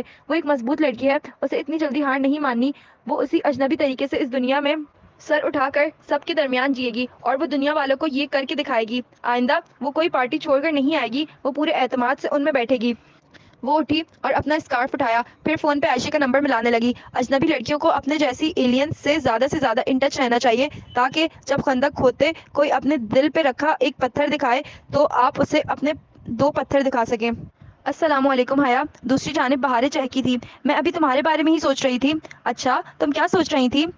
वो आईने के सामने खड़ी बालों का चूड़ा खोलने लगी। नरम रेशमी बाल खुलकर कमर पे गिरते चले गए। वो अब भी उतनी ही खूबसूरत थी जितनी पहले थी। मैं सोच रही थी कि मैंने तुमसे पूछा ही नहीं कि तुम्हारा बॉक्स खुला या नहीं। अरे हाँ, वो खुल गया, मगर उसमें सिर्फ एक चाबी थी। खुल गया? तुमने पहली बूझ ली? बहारें एकदम से बहुत पुरजोश हो गई। हाँ, मैंने बूझ ली। तो उस बॉक्स की क्या थी? कौन सा लफ्ज था? बहारे को बहुत बेचैनी थी। उसने भी हया के बॉक्स पे जोर आजमाई की थी, मगर सब उसके ऊपर से गुजर गया था। उसकी की ताकसिम है, उसने मुस्कुराते हुए बताया। आयशा और बहारे बॉक्स के कोड को अमूमन की कहा करती थी, मुकफ्फिल बॉक्स की चाबी। बालों में ब्रश चलाती वो एकदम बिल्कुल ठहर सी गई। उसके जहन में रोशनी का कोंदा सा लपका था। कि उसने बेयकीनी से दोहराया। बहारे, मैं तुम्हें बाद में कॉल करती हूँ, अभी कुछ काम आन पड़ा है। उसने जल्दी से फोन बंद किया और अपने दराज से पजल बॉक्स निकाला। बहुत तेजी से उसने स्लाइड्स ऊपर नीचे की। ताकसिम का लफ्ज सामने आया तो मुकफ्फिल बॉक्स खुल पड़ा। मुकफ्फिल बॉक्स की कुंजी ताकसिम थी। अंदर रखे कागज पे लिखी तहरीर वाजे थी। चाबी के नीचे 2 फुल स्टॉप्स। चाबी? ओ खुदाया, उसे पहले क्यों नहीं समझ आया? पिंकी ने कहा था तोड़कर खोलने पे ये किसी के काम का नहीं रहेगा। उसने वो तहरीर तोड़कर खोलने वाले के लिए लिखी थी, ताकि वो समझे कि चाबी से मुराद वो लोहे की चाबी है, जबकि पहली बूझकर खोलने वाले को इल्म होगा कि चाबी से मुराद ताकसिम है। ताकसिम के नीचे 2 फुल स्टॉप्स लगाने से क्या बनता था, वो सोचना चाहती थी, मगर लड़कियां वापस आ गईं तो उसकी यकसुई मुतासिर होने लगी। उसने बॉक्स लिया, स्कार्फ लपेटा और स्टडी रूम में आ गई। वहां उनके डोरम ब्लॉक की 2 तुर्क स्टूडेंट बैठी पढ़ रही थी। वो भी एक कुर्सी पर आ बैठी और एक कागज पे लिखा ताकसिम। फिर उसके नीचे कई जगहों पे नुक्ते लगाकर देखे, मगर कुछ नहीं बन रहा था। अंग्रेजी हरूफ में लिखा, तब भी कुछ नहीं बना। सुनो, اس نے ان دونوں لڑکیوں کو مخاطب کیا، وہ دونوں سر اٹھا کر اسے دیکھنے لگیں۔ تاکسم کے نیچے تاکسم اسکوائر کے نیچے اگر ہم فل اسٹاپس لگائیں تو ہمیں کیا ملے گا؟ ایک لڑکی لچ کر اسے دیکھنے لگی جبکہ دوسری نے بہت بے نیازی سے شانے اچکائے۔ لگانے سے اگر تمہارا مطلب ٹریول کرنا ہے تو پھر سسلی کیا؟ حیا کو سمجھ نہیں آیا۔ تاکسم کے نیچے اگر تم میٹرو لائن پہ 2 پورے اسٹاپس ٹریول کرو تو سسلی کا اسٹاپ آئے گا۔ وہ بالکل سناٹے میں رہ گئی۔ اوہو، وہ تاکسم لفظ کی بات کر رہی ہے، اصلی والے اسکوائر کی نہیں۔ دوسری لڑکی نے اپنی ساتھی کو ٹوکا تھا۔ جواباً اس لڑکی نے سوالیہ نگاہوں سے حیا کو دیکھا۔ وہ بوقت مسکرائی۔ نہیں، میں اصلی والے تاکسم اسکوائر کی بات کر رہی تھی۔ وہ کرسی پہ واپس گھوم گئی اور وہ تحریر پڑھی۔ چابی تلے 2 فل اسٹاپس، یعنی تاکسم کے نیچے 2 فل اسٹاپس سے مراد نقطے نہیں بلکہ میٹرو کے اسٹاپس تھے، اور لوہے کی چابی تلے وہ نقطے اس نے توڑ کر کھولنے والے کے لیے بطور دھوکے لگائے تھے۔ سسلی، اس نے زیر لب دہرایا۔ سسلی میں اس کی امانت تھی، ڈالی کی امانت، جسے میجر احمد نے چھپایا تھا۔ اسے اب کل صبح تاکسم کے نیچے پورے 2 اسٹاپس تک سفر کرنا تھا۔ میجر احمد کا پزل آہستہ آہستہ کھلتا جا رہا تھا۔ وہ صبح بہت سنہری، نرم گرم سی طلوع ہوئی تھی۔ وہ تاکسم جانے کے لیے آئینے کے سامنے کھڑی گیلے بال ڈرائر سے سکھا رہی تھی۔ وہ کبھی بھی نم بالوں کو اسکارف میں نہیں باندھتی تھی۔ اسکارف پہننے کا یہ مطلب تو نہیں ہوتا کہ گندا میلا رہا جائے۔ وہ اب بھی اپنے بالوں کی خوبصورتی کا اتنا ہی خیال رکھتی تھی جتنا کہ پہلے۔ جب تک بال خشک ہوئے، حالے ایک پیکٹ اٹھائے اندر چلی آئی۔ فلسطینی اسٹوڈنٹس صبح سویرے قطر جانے کے لیے نکل گئے تھے۔ وہ مجھے یہ تمہارا گفٹ دے گئے ہیں، تب تم سو رہی تھی۔ انہوں نے سب کو گفٹ دیے ہیں۔ اچھا دکھاؤ۔ وہ برش رکھ کر بہت اشتیاق سے پیکٹ کھولنے لگی۔ اندر اس کے تحفے پہ ایک سادہ موٹے کارڈ پہ لکھا تھا، لطیف نے بتایا تھا کہ کل ہماری پاکستانی ایکسچینج اسٹوڈنٹ اپنے نقاب کی وجہ سے کھانا نہیں کھا سکی تھی، اسی لیے ہم یہ لے آئے۔ اس میں آپ کو کبھی بھوکا نہیں رہنا پڑے گا، من جانب فلسطینی ایکسچینج اسٹوڈنٹ۔ اس کے نیچے سیاہ سلک کا لبادہ رکھا تھا۔ اس نے وہ اٹھایا تو وہ نرم ریشمی سا کپڑا انگلیوں سے پھسلنے لگا۔ سیاہ لمبا عبایا جو حریر کا بنا تھا، وہ عام ریشم نہیں تھا بلکہ ذرا مختلف تھا۔ اس میں بہت ہلکی سی چمک تھی جتنی چائنا سلک کے دوپٹے میں ہوتی ہے۔ آستین پہ کلائیوں کے گرد موٹے موٹے سبز پتھر لگے تھے، کسی لیس کی طرح۔ وہ بادام کے سائز کے تھے اور بالکل زمرد کی طرح لگے تھے۔ سوائے سبز اسٹونز کی لیس کے سارا عبایا سادہ تھا۔ اس کی اسٹال البتہ ریشم کے بجائے کسی نرم کپڑے کی تھی اور ساتھ میں ایک علیحدہ نقاب بھی تھا۔ اسے کارڈ پہ لکھی تحریر کا مطلب سمجھ آ گیا۔ اس علیحدہ نقاب کو جس کی آنکھوں میں قلعہ بنا تھا پیشانی پہ رکھ کر سر کے پیچھے پن اپ کرنا تھا، یوں نقاب کی سائڈز کھلی ہوتی اور وہ اس سے کھا سکتی۔ یہ تو بہت مہنگا لگ رہا ہے، تمہیں پتہ ہے یہ انہوں نے ضرور جواہر سے لیا ہوگا، وہاں ایک شاپ سے سعودیہ کے امپورٹڈ عبایاز ملتے ہیں۔ یہ وہی ہے، اور تمہارے پاکستانی روپیوں میں یہ 10-15 ہزار سے کم کا نہیں ہوگا۔ خالد 27 سے اس خوبصورت عبایا کو دیکھتے ہوئے کہہ رہی تھی۔ ان کی خاص بات پتہ ہے کیا ہے؟ کہ ان میں گرمی نہیں لگتی، پتہ نہیں کیا میکینزم ہے، مگر ان کو تم گرم سے گرم ماحول میں بھی پہنو تو تمہیں گھٹن یا گرمی نہیں لگے گی۔ واقعی وہ بہت متاثر سی عبایا کو الٹ پلٹ کر کے دیکھ رہی تھی۔ وہ اتنا خوبصورت اور باوقار تھا کہ نگاہیں نہیں ٹکتی تھیں۔ اس نے اپنے لباس پہ ہی اس کو پہنا اور آئینے کے سامنے کھڑے ہو کر بٹن بند کرنے لگی۔ عبایا اس کے قدموں تک گرتا تھا جیسے کسی رائل پرنسس کا ریشمی لباس ہو۔ ایک بہت شاہانہ سی جھلک تھی اس میں۔ بہت خوبصورت لگ رہا ہے، کہیں جا رہی ہو تم؟ حالے کو کچھ یاد آیا۔ اگر مارکیٹ جا رہی ہو تو مجھے کچھ منگوانا تھا۔ وہ جلدی سے ایک کاغذ پہ کچھ چیزیں لکھنے لگی۔ ہاں ٹھیک ہے، لے آؤں گی، اس نے عبایا کی اسٹال چہرے کے گرد لپیٹتے ہوئے کہا۔ بس مجھے سسلی سے ایک امانت اٹھانی ہے، زیادہ دیر نہیں لگے گی۔ حالے نے جو میز پہ کاغذ رکھے لکھ رہی تھی ناسمجھی سے سر اٹھایا۔ امانت؟ کیا کسی نے تمہارے لیے رکھوائی ہے؟ یہی سمجھ لو، اس نے ذرا سے شانے اچکائے۔ چابی ہے تمہارے پاس؟ حالے نے عادتاً پوچھا۔ وہ ہمیشہ باہر جانے سے قبل پوچھ لیا کرتی تھی کہ کون سی شے رکھی ہے اور کون سی نہیں، مگر وہ ٹھٹک کر رکی۔ کس چیز کی چابی؟ امانت کی چابی؟ اس کے بغیر تو نہیں کھلے گی نا امانت؟ حالے، اس نے بے یقینی سے اسے دیکھا۔ تم امانت کسے کہتی ہو؟ امانت لاکرز کو، تم انہی کی بات کر رہی ہو نا؟ ہم لیفٹ لگیج لاکرز کو لگیج امانت بولتے ہیں نا؟ اوہ، لیفٹ لگیج لاکرز، اس نے بے اختیار ماتھے کو چھوا۔ وہ لاکرز جہاں لوگ سامان محفوظ کر کے چلے جاتے ہیں کہ بعد میں اٹھا لیں گے۔ اسے یہ خیال کیوں نہیں آیا کہ وہ چابی کسی لیفٹ لگیج لاکر کی بھی ہو سکتی ہے؟ حالے، وہ تیزی سے اس کے قریب آئی۔ تمہیں پتہ ہے سسلی میں امانت لاکرز کہاں ہوں گے؟ اس کی بات پہ حالے متذبذب سی سوچنے لگی۔ سچ کہوں تو میں نے کبھی استنبول میں کوئی پبلک لاکر ٹرائی نہیں کیا، عموماً ریلوے اسٹیشنز پہ لاکرز ہوتے ہیں۔ تم سسلی کے اسٹاپ پہ دیکھنا، وہاں شاید کوئی مل جائے۔ تاکسم کے نیچے 2 پورے میٹرو اسٹاپس، یہ وہ جگہ تھی جہاں کوئی امانت لاکر تھا۔ اس کے ذہن میں اس پہیلی کو ڈیکوڈ کیا۔ سسلی کے میٹرو اسٹاپ پر معمول کی گہما گہمی تھی۔ وہ پرس کندھے پہ لٹکائے بہت پر اعتماد طریقے سے چلتی ٹکٹ کاؤنٹر تک آئی۔ السلام علیکم، مجھے کچھ سامان ڈراپ کرنا ہے، لگیج امانت کس طرف ہے؟ اس نے سرسری سے انداز میں لاکرز کا پوچھا، اس لیے کہ وہ مشتبہ نہ لگے اس نے یہ نہ بتانا ہی بہتر سمجھا کہ کسی نے اس کے لیے امانت رکھوائی ہے۔ میڈم، یہاں اس اسٹاپ پہ تو کوئی لاکرز نہیں ہے۔ کیا مطلب یہاں کوئی لاکرز نہیں ہے؟ اس نے اچنبے سے ارد گرد نگاہیں دوڑائیں۔ جب سے میں یہاں کام کر رہا ہوں تب سے تو نہیں ہے اس اسٹاپ پہ کوئی لاکر، شاید پہلے ہوتے ہوں۔ آپ کو پتا ہے 9/11 کے بعد یورپ کے بہت سے ریلوے اسٹیشن سے لاکرز ختم کر دیے گئے تھے، محمد ترک کلر نے تفصیلاً بتایا۔ اچھا، اس کا دل مایوسی میں ڈوب گیا۔ تاکسم سے میٹرو میں سوار ہونے کے بعد وہ پہلے اسٹیشن پہ نہیں اتری، پھر دوسرے یعنی سسلی پہ اتر گئی۔ تاکسم سے میٹرو لائن کا آغاز ہوتا تھا، میٹرو ایک ہی سمت میں جاتی تھی، سو دو پورے اسٹاپس کا اختتام سسلی پہ ہی ہوتا تھا۔ آپ کو سامان رکھوانا ہے تو میرے پاس رکھوا دیں، پھر بعد میں لے لیجیے گا۔ وہ جانے لگی تو کلرک نے بہت خلوص سے پیشکش کی۔ نہیں خیر ہے، میں اٹھا لوں گی۔ اس نے شعوری طور پہ پرس کو ذرا سی مضبوطی سے پکڑا۔ بس مجھے جواہر سے ذرا سی شاپنگ کرنی ہے، میں مینج کر لوں گی۔ اس کی آواز میں واضح مایوسی تھی۔ اچھا، آپ جواہر جا رہی ہیں تو پھر آپ سامان وہیں رکھوا دیجیے گا۔ بلکہ وہ ذرا سا رکا، جواہر میں امانت لاکرز ہوتے ہیں، وہ انٹرنس کے قریب ہی بنے ہیں۔ واقعی؟ اس نے جھٹکے سے واپس پلٹی۔ امانت لاکرز جو چابی سے کھلتے ہیں؟ ارے میم، وہ زمانے گئے جب لاکرز چابی سے کھلا کرتے تھے۔ سلطنت ترکی اب ترقی کر چکا ہے۔ ترک بوڑھے نے فخر سے گردن اٹھا کر کہا، ہمارے امانت لاکرز بار کوڈ سے کھلتے ہیں۔ Of course. حیا نے گہری سانس لی اور مسکرائی۔ اللہ ترقی یافتہ سلطنت ترکیہ کو سلامت رکھے۔ Bar code? اس نے سمجھتے ہوئے سر ہلایا۔ بالآخر اسے سارے بریڈ کرمز ملتے جا رہے تھے۔ سسلی کے اسٹاپ سے ایک ڈائریکٹ ایگزٹ تھی جو جواہر مال میں کھلتی تھی۔ وہ مال میں آئی اور تیزی سے ان لاکرز کی طرف لپکی جو داخلی حصے کے قریب ہی بنے تھے۔ ایک دیوار پہ پھیلے نارنجی لاکرز جیسے کچن کیبنٹس ہوں، سب پہ ایک ایک نمبر لکھا تھا۔ اس نے پرس سے چابی اور بارکوڈ سلپ نکالی اور پورے اعتماد سے چلتی لاکرز کے قریب آئی۔ وہاں کھڑا گارڈ بے اختیار اسے دیکھنے لگا۔ حیا نے وہاں لاکرز کی مشین کا طریقہ دیکھا۔ اسے پہلے لاکر نمبر ٹائپ کرنا تھا، وہاں بنے کی پیڈ پہ اس نے 6 کا ہندسہ دبایا۔ یہی ہندسہ اس کی بارکوڈ کی رسید کے چاروں کونوں میں لکھا تھا۔ یہی لاکر نمبر ہو سکتا ہے۔ مشین کی سیاہ اسکرین پہ 6 لکھا آیا۔ پھر اس نے بارکوڈ مانگا۔ حیا نے بارکوڈ والی طرف سے کاغذ شناخت کے لیے مشین کے سامنے کیا۔ ٹوں ٹوں کی آواز آئی اور اسکرین پہ سرخ عبارت ابھری، بارکوڈ غلط تھا۔ اس نے بے یقینی سے رسید کو دیکھا اور پھر مشین کو، شاید کوئی غلطی ہو گئی ہو۔ گارڈ اب پوری گردن موڑ کر مشکوک نگاہوں سے اسے دیکھ رہا تھا۔ حیا نے جلدی سے مشین ریسیٹ کی اور 6 پہ انگلی رکھی، پھر بارکوڈ سامنے کیا۔ سرخ عبارت پھر سے ابھری، کچھ غلط تھا۔ گارڈ کی نظریں اور بے بسی بھری پریشانی، وہ کپکپاتی انگلیوں سے تیسری دفعہ مشین ریسیٹ کرنے لگی تو رسید ہاتھ سے پھسل کر فرش پہ جا گری۔ وہ تیزی سے اسے اٹھانے کے لیے جھکی۔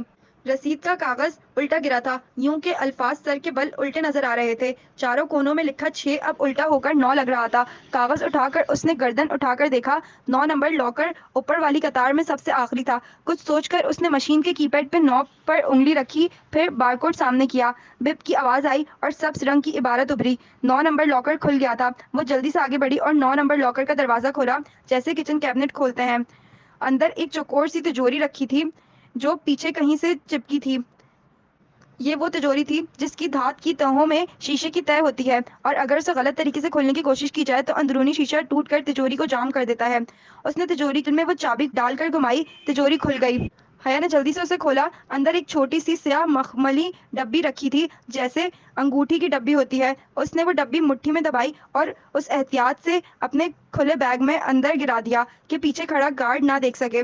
2 منٹ بعد وہ مال کے باہر کھڑی تھی۔ اس نے بیگ کو مضبوطی سے پکڑ رکھا تھا، ترکی اور ترکی کے ایڈونچرز، کبھی وہ ان پہ ایک کتاب ضرور لکھے گی۔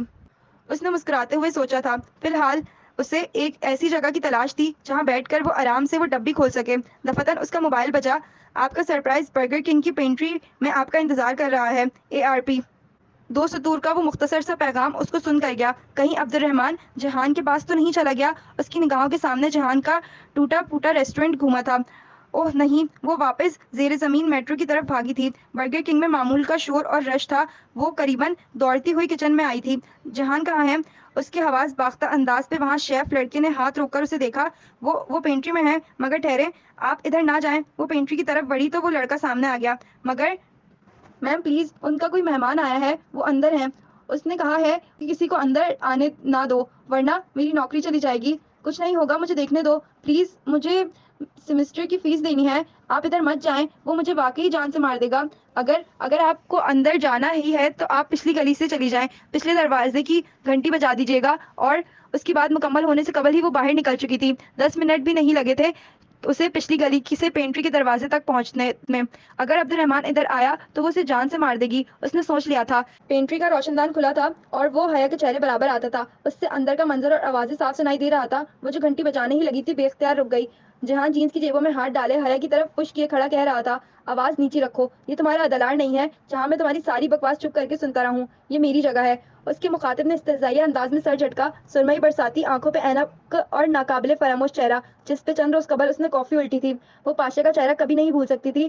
ہاں تمہاری جگہ، مت بھولو کہ یہ جگہ میں نے تمہیں دی تھی جب تمہیں بیوقدر سے فرار ہو کر چھپنے کی جگہ چاہیے تھی، مگر تم دنیا کے سب سے بڑے احسان فراموش ہو جہان۔ وہ دیوار سے لگی پتھر کا مجسمہ بنی رہ گئی۔ استقلال اسٹریٹ کا شور غائب ہو گیا۔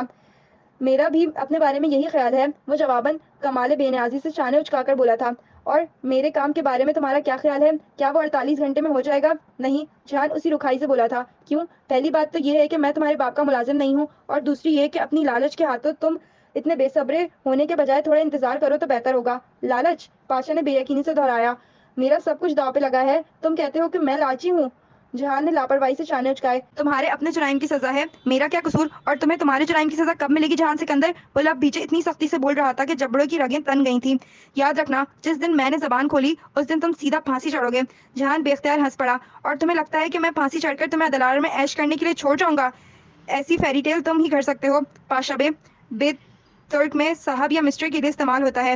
پاشا بہت تعصب سے اسے دیکھ رہا تھا۔ تم ایک دفعہ پہلے بھی مجھے دھوکہ دے چکے ہو، میں اس دفعہ تمہارا اعتبار نہیں کروں گا تو نہ کرو۔ اس نے بے نیازی سے کندھوں کو جنبش دی۔ جہنم میں جاؤ میری طرف سے۔ پاشا چند لمحے بہت ضبط کیے اسے دیکھتا رہا، پھر کچھ کہنے کے لیے لب کھولے ہی تھے کہ نگاہ روشن دان پہ جھانکتے چہرے پہ پڑی۔ سیاہ لبادے میں سے صرف اس کی بڑی بڑی آنکھیں نظر آ رہی تھیں جن میں سارے زمانے کی بے یقینی تھی۔ وہ دھیرے سے مسکرایا۔ تمہاری بیوی باہر کھڑی ہے جہان، اسے اندر نہیں بلاؤ گے؟ وہ جو چہرے پہ ڈھیروں بیزاری لیے کھڑا تھا کرنٹ کھا کر پلٹا۔ حیا اسی طرح ساکت سی روشن دان کے پار کھڑی تھی۔ کیا؟ جہان نے بے یقینی سے دہرایا۔ اسے شاید لگ رہا تھا کہ اس نے غلط سنا ہے۔ پاشا زیر لب مسکرایا۔ تمہاری بیوی سبانجی یونیورسٹی کے ایکسچینج اسٹوڈنٹ، رول نمبر بھی بتاؤں؟ حیران مت ہو جہان، تم نے پاشا بے کو انڈر اسٹیمیٹ کیا تھا۔ میں تمہاری بیوی کو اچھی طرح جانتا ہوں، بلکہ کچھ دن پہلے ہی ہماری ملاقات ہوئی ہے۔ کیوں مادام، میں ٹھیک کہہ رہا ہوں نا؟ اس نے آگے بڑھ کر پینٹری کا دروازہ کھولا اور اسے جیسے اندر آنے کا راستہ دیا۔ ملاقات؟ جہان کے چہرے کا رنگ اڑ گیا۔ اس نے ششدر نگاہوں سے حیا کو دیکھا۔ وہ اتنی ہی بے یقینی سے اسے دیکھ رہی تھی۔ بے یقینی، بے اعتبار، فریب، جھوٹ۔ حیا، یہ تم اس کو جانتی ہو؟ وہ متحیر سے تھا، جیسے اسے یقین ہی نہیں آیا وہ اس سے سب سے بے خبر تھا۔ یہ سچ کہہ رہا ہے؟ اس نے بمشکل اثبات میں گردن ہلائی۔ وہ انہی بے اعتبار نگاہوں سے پل جھپکے بنا جہان کو دیکھ رہی تھی۔ وہ کون تھا وہ نہیں جانتی تھی۔ اب بتاؤ جہان، میرا کام 48 گھنٹوں میں ہو جائے گا یا نہیں؟ وہ مسکرا کر پوچھ رہا تھا۔ جہان نے اسے دیکھا، پھر اس کی پیشانی کی رگیں تن گئیں۔ وہ آگے بڑھا اور اپنے ساتھی کو گریبان سے پکڑ لیا۔ میری بات کان کھول کر سنو، میں تمہارا کام کر دوں گا 48 گھنٹوں سے پہلے، لیکن اگر تم نے میری بیوی کو آنکھ اٹھا کر بھی دیکھا تو استنبول کے کتوں کو کھانے کے لیے تمہاری لاش بھی نہیں ملے گی۔ ایک جھٹکے سے اس نے پاشا کا گریبان چھوڑا۔ اس کی آنکھوں میں وہ خون اترا تھا کہ حیا 2 قدم پیچھے ہٹی۔ اس نے واضح طور پر محسوس کیا تھا کہ پاشا کی مسکراہٹ سمٹ گئی تھی۔ مجھے تمہاری بیوی سے کوئی مسئلہ نہیں ہے، نہ میں نے پہلے اسے کچھ کہا نہ اب کہوں گا۔ مجھے صرف اپنے کام سے غرض ہے۔ ہو جائے گا، نو گیٹ لاسٹ، وہ بہت ضبط سے بولا تھا۔ پاشا نے اپنے برساتی کالر ٹھیک کیا اور پھر بنا کسی کو دیکھے باہر نکل گیا۔ حیا ابھی تک بغیر پلک جھپکے جہان کو دیکھتی دروازے میں کھڑی تھی۔ تم اسے کیسے جانتی ہو؟ میں سمجھ نہیں پا رہا۔ وہ اس کے قریب آیا تو وہ بے اختیار 2 قدم مزید پیچھے ہٹی۔ وہ رک گیا۔ میں نہیں جانتا کہ تم نے کیا سنا ہے، مگر تم نے ادھوری باتیں سنی ہیں۔ میرا اس آدمی سے کوئی تعلق نہیں ہے۔ حیا، تمہیں مجھ پہ اعتبار ہے نا؟ میری بات سنو۔ وہ بے بسی سے کچھ کہنا چاہ رہا تھا مگر اب بہت دیر ہو چکی تھی۔ اسے اب جہان سکندر کی کسی بات پر اعتبار نہیں رہا تھا۔ وہ ایک دم مڑی اور اسکوائر کی جانب واپس بھاگی۔ وہ اسے پکار رہا تھا، پریشانی سے، بے بسی سے، مگر وہ کچھ بھی سنے بغیر دوڑتی جا رہی تھی۔ میری لینڈ لیڈی نے خوب ہنگامہ کیا ہے، میں آج کل اس سے چھپتا پھر رہا ہوں۔ یہاں کوئی عبد الرحمان پاشا نہیں ہے، یوں ہی کسی نے اپنے بارے میں افواہیں پھیلائی ہوں گی۔ جھوٹ تھا، سب فریب تھا۔ آنسو اس کی آنکھوں سے گرتے حجاب کو بھگو رہے تھے۔ ایک لمحہ، بس ایک لمحہ لگتا ہے اعتبار ٹوٹنے میں، اور سب ختم ہو جاتا ہے۔ وہ اسے مسلسل فون کر رہا تھا مگر وہ سن نہیں رہی تھی۔ سبانجی واپس پہنچنے تک وہ فیصلہ کر چکی تھی۔ اسے معلوم تھا کہ اسے جہان کی بات سن لینی چاہیے، ایک دفعہ اسے وضاحت دینے کا موقع دینا چاہیے، مگر وہ خوف، وہ بے اعتباری کے دکھ سے بڑا تھا جو اسے اپنی لپیٹ میں لے چکا تھا۔ پاشا نے اسے مہرے کے طور پہ استعمال کیا، ایک بلیک میلنگ ہتھیار کے طور پہ۔ یہ سب جرم کی دنیا کے ساتھی تھے، بلیک میلرز۔ اسے ان کے درمیان نہیں رہنا تھا۔ اب اس نے فیصلہ کر لیا تھا۔ پہلی دفعہ اسے استنبول سے بہت ڈر لگا تھا۔ اسے جلد از جلد واپس پاکستان پہنچنا تھا۔ اس کا گھر دنیا میں اس کی واحد محفوظ پناہ گاہ تھی۔ हाले उससे पूछ रही थी, मगर वो कुछ भी बताए बगैर मुसलसल बेआवाज रोती सामान पैक कर रही थी। ना बेओकदा, ना लंदन। उसे अपना आखिरी महीना पाकिस्तान में गुजारना था। फिर जुलाई में 2 दिन के लिए वो आकर क्लियरेंस करवा लेगी। फ्लाइट रात को मिली और तब तक हर मरहले पे हाले ने उसकी बहुत मदद की। वो सबांजी को ऐसे छोड़ेगी, उसने कभी नहीं सोचा था। सब कुछ अधूरा रह गया था। वो लड़का भी कभी नहीं मिला जो डीजे के गुड मॉर्निंग का जवाब दिया करता था। अधूरी यादें, पूरे दुख। उसने अब्बा को मुख्तसर सा बताकर फोन ऑफ कर दिया था। वो वाकई बहुत डर गई थी। उसे बस जल्द अज जल्द वहां से निकलना था। एयरपोर्ट पे भी वो बहुत परेशान सी और चिड़चिड़ी सी हो रही थी। जब ऑफिसर ने उसे लैपटॉप हैंड कैरी में रखने को कहा तो वो अड़ गई। मुझे इतना भारी हैंड कैरी नहीं उठाना बस। उसका डीजे को एक आखिरी खराज था। जब फ्लाइट ने इस्तांबुल से टेक ऑफ कर लिया और मरमरा उनके कदमों तले आ गया तो उसके दिल को जरा सुकून मिला। बिल आखिर वो अपने घर वापस जा रही थी। बस बहुत हो गया एडवेंचर, बहुत हो गए पजल। पजल। वो चौंकी और फिर जल्दी से पर्स खोला। मखमली स्याह डब्बी अंदर महफूज पड़ी थी। वो सारा दिन इतनी परेशान रही कि उसे भूल ही गई थी जाने उसमें क्या था। धड़कते दिल के साथ उसने एक हाथ में डब्बी पकड़कर दूसरे हाथ से उसका ढक्कन खोला।